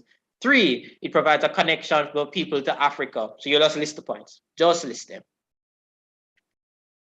So that allows you to get certain points out of the way. If I'm going to go to the whiteboard, let me use the new whiteboard. Just so people are aware of how to structure the essay. I'm just going to do a basic overview of how you can do it. So let's use the introduction.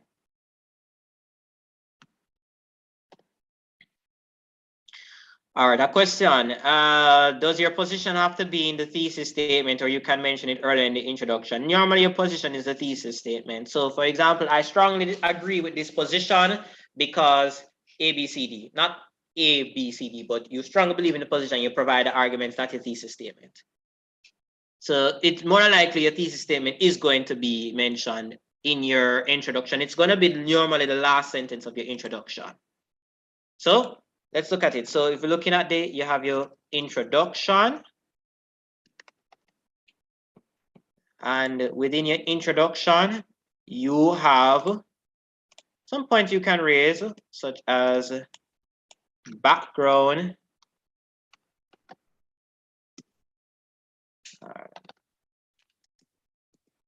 background information on topic.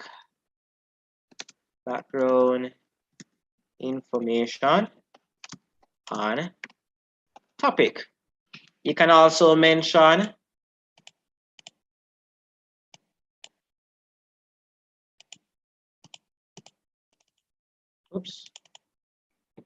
So you can also mention topic, not topic, sorry, context of the topic. So if it's an essay that requires you to do any sort of historical analysis, you can mention it here, context.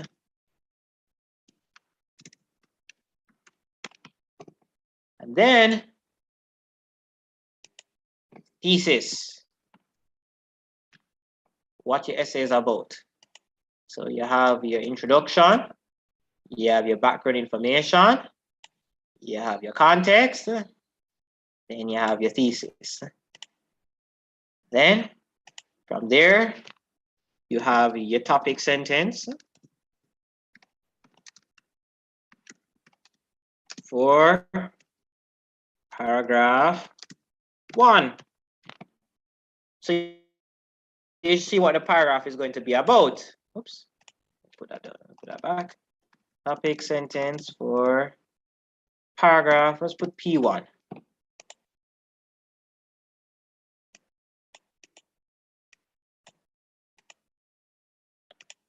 Then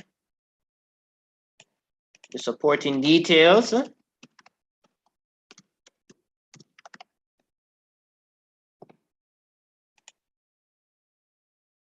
And from there,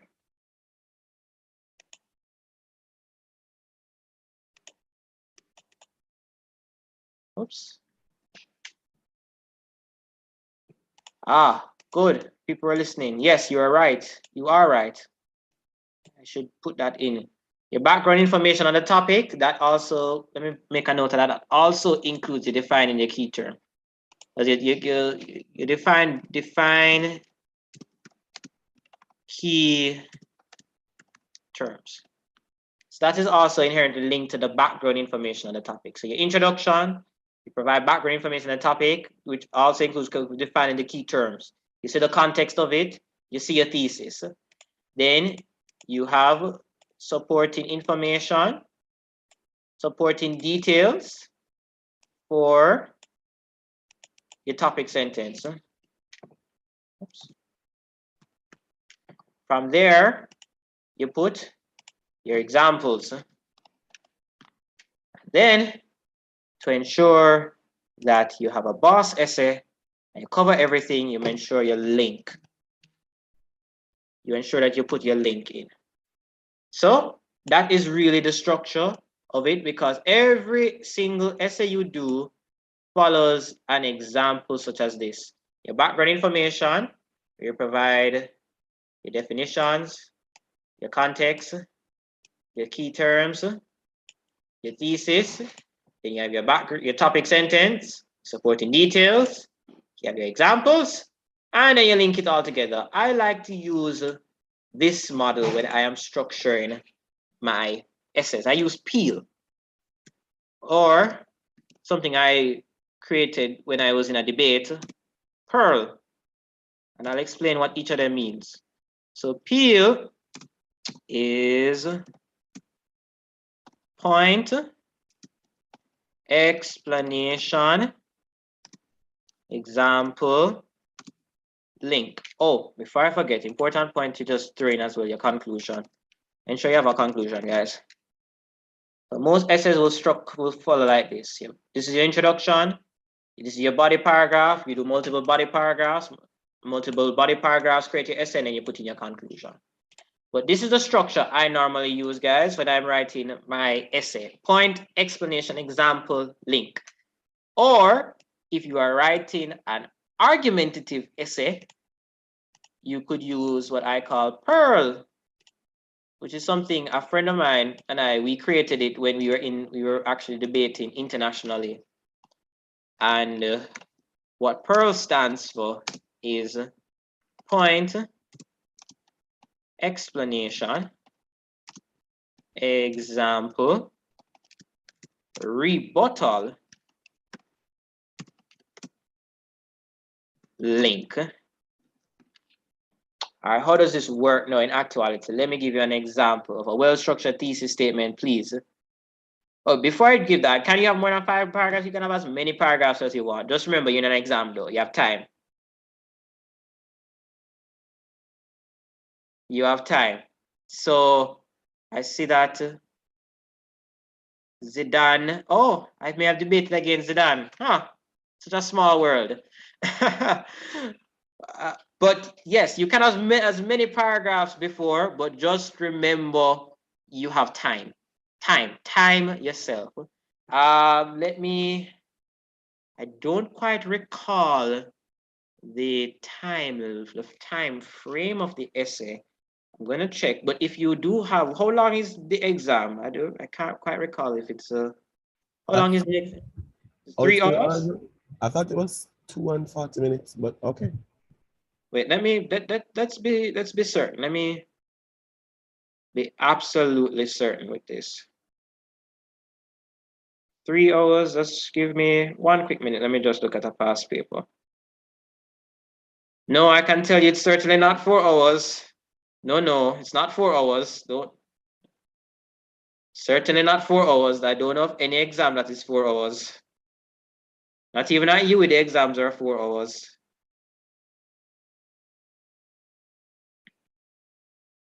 All right. My timetable tells me 2 hours and 30 minutes. I don't know. Well, not my timetable. Just give me a minute, guys. Let me just look at a recent past paper. I can just refresh myself as to the time. 20, no, that's paper 1. Let me see. 2000 and let's see something here. 2017 paper 2. That's pretty recent. All right. Do.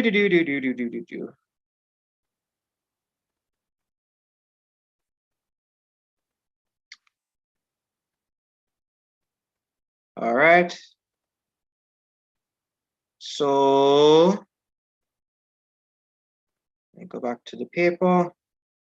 It says 3 hours. Yes, those persons who said 3 hours were correct. It is 3 hours for your essay. You have 4 essays to do in 3 hours. So you can do the math. That's 180 minutes. You divide that by 4, it's 45 minutes. Do not take 45 minutes to do an essay. Don't do that. I would suggest you perhaps take 40 minutes to do your essay. So you have 20. So you have 20 minutes to revise. But if it's 3 hours, 180 minutes, you divide that by 4. Let's do the math here, just so everybody is clear with what we're saying. So 180 minutes, you divide that by 4, that leads to 45 minutes. But you don't want to take 45 minutes to do your essay. I suggest you take no more than 40 minutes to do your essay. The reason why I suggest that is if, let's say, for example, you are at 40 minutes and then you move on to the next essay, you can always come back because you have 20 minutes to revise.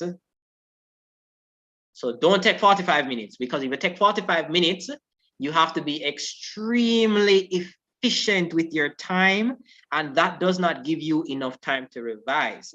Another tip I will suggest to you guys is this. If you're running out of time, and as Elisha made a good point, yes, use less time with the 20 marks. 20 marks tend to be basic recall questions. So you can use even less time with that. Another point that you can make is that if you're running out of time, once you reach 40 to 45 minutes, just leave the essay. There's only so much you can get, so many marks you can get, and no more. The important thing is that you finish all 4. As a matter of fact, you don't need to use wisdom, but you don't need to have 4 exceptionally good essays to get a 1. And that's the truth. You don't need to have 4 exceptionally good essays to get a 1. You can have 3 fairly good essays and 1 okay essay and still get a 1. You can have 2 extremely good essays and 2 all right essays and still get a 1. It all depends on the distribution of the marks and depends on how your work has done in your internal assessment and your multiple choice. But I would suggest look at the syllabus, break down the mark scheme, look at where you need to prioritize. Prioritize your argumentative essays as they have more marks, but remember the time. Now, I saw persons were asking about Pearl. Pearl just means in an argumentative essay, your point, example, explain, rebuttal, link. You don't have to use it. There are other persons who give point, example, explain, link, and then have another paragraph just simply that is devoted to the rebuttal. I just found that it's useful to incorporate your rebuttal in a body paragraph because sometimes you may run out of time and have time to get back to the rebuttal, and the rebuttal is very important. So let's look at some comments in the chat. I see people were asking about Pearl and Peel. So we can use an example here. Does anyone have any particular past paper question that they would want to discuss, that we can discuss so we can see how Peel and Pearl may work in action? Anyone has any burning questions that they'd like to see? We can basically discuss it.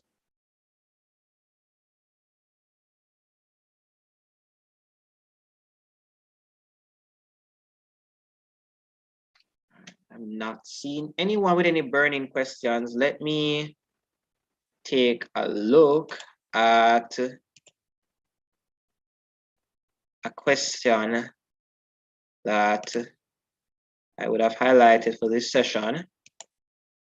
All right, let's look at, let's see a question here. Are you still seeing the whiteboard? Please indicate if you're still seeing the whiteboard.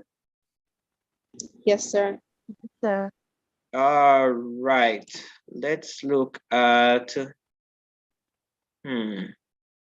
let's look at this question here. This is Caribbean Studies past paper 2010.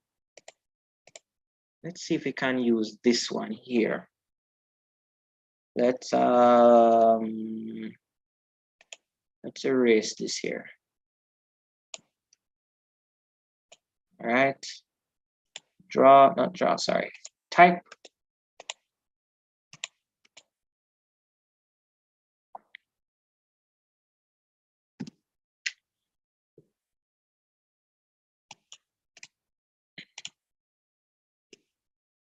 All right, let's use this question here to discuss it.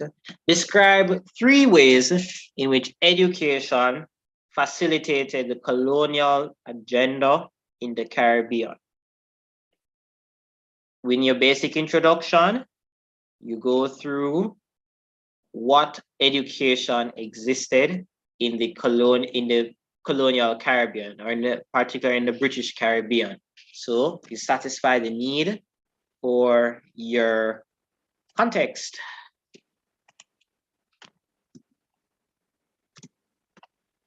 All right. So you give the overview of what education was like in the context of education during colonial times. You also give the point of what is the colonial agenda in the Caribbean. The colonial agenda is simply to control the group of people and ensure that they are loyal to a colonial power. Then you look at your thesis statement. So education facilitated, and I'm going to ask if you want to take notes. I may not be able to repeat because I'm just saying this off the top of my head. But if you could say that education facilitated the colonial agenda in the Caribbean as it produced a system where Caribbean nationals developed loyalty, and appreciation to colonial entities. So education facilitated the colonial agenda in the Caribbean because Caribbean nationals developed loyalty and appreciation to a colonial entity. And this form of education was used as a system of social control. That could be a topic sentence. So if you're describing, look at in the important word, you don't need to give any counterpoint. You don't need pearl, just need peel. If you're describing the ways in which education facilitated the colonial agenda in the Caribbean, then you look at the fact that within the education in Caribbean societies during colonial times, emphasis was placed on citizens to demonstrate values or to learn values. Let's use that. First, emphasis was placed on citizens to learn values that were consistent with the colonial agenda. That's your topic sentence. That's just your topic sentence. So your point, P. From there, you give an explanation. So some colonial values include an belief in the Westminster system of government, the argument that social mobility is directly linked to the acquisition of material forms of wealth, a point that culture and high culture is primarily linked to European ideals. That is your explanation. You're going to build out on that some more. For example, within Caribbean societies, even to this day, there is an emphasis on traditional jobs, such as being an attorney at law or being a medical doctor. And these examples illustrate the colonial agenda at work in the Caribbean, because positions or careers that are seen as important in European societies are still reflected now. Additionally, we see where even in certain schools, there is an example of the hidden curriculum where young men have to cut their hair, or braids are not allowed, or there are instances of people who wear locks that had to be cut or had to be wrapped. Now you link it now. These examples support the argument that the education system facilitated the colonial agenda, as individuals within this system developed an appreciation for European culture and values due to their indoctrination in the education system. So just from that basic example, you see the point, you see the example, you see the explanation, and you see the link, all in one. Are we all clear? Yes, sir. Yes, sir. All right, great. Let's use another example and see how we can use Pearl. Let me see. Let's find a 30-mark example and show how we can use Pearl.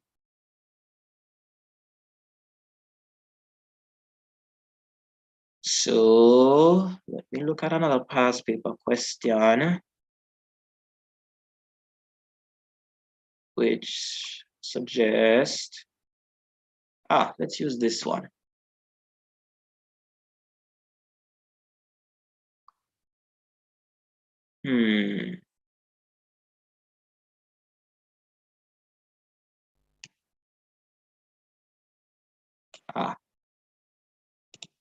Let's use this one, Caribbean Studies past paper 2007. And the example we can use is this.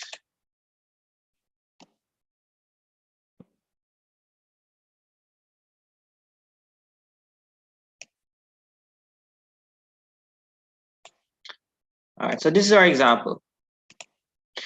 Caribbean migrants in the United Kingdom and North America have had a limited impact on these societies. So this essay requires you to take a stand. It says you have a limited impact. Present arguments for or against this statement. The or is interesting because it implies that you don't need to provide a rebuttal, but generally to play it safe, ensure you provide a rebuttal because you get points for it. It doesn't hurt you to provide a rebuttal.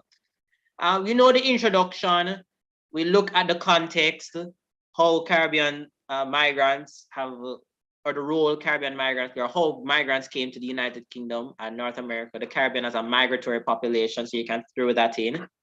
And then no, the important point is they have had a limited impact. For the sake of this example, we're going to argue that they have had a very important impact on Caribbean society. So Caribbean migrants in the United Kingdom and North America have had a very important impact on these societies. And the argument or our topic sentence could be the important role of Caribbean migrants and the descendants of Caribbean migrants in metropole countries is demonstrated by the fact that these individuals hold major positions in systems of government and administration in metropole countries. And that's your point.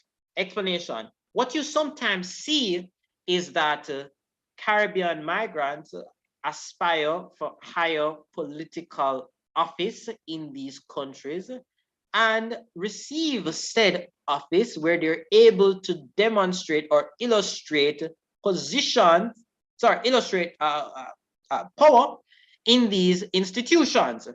Your example, for instance,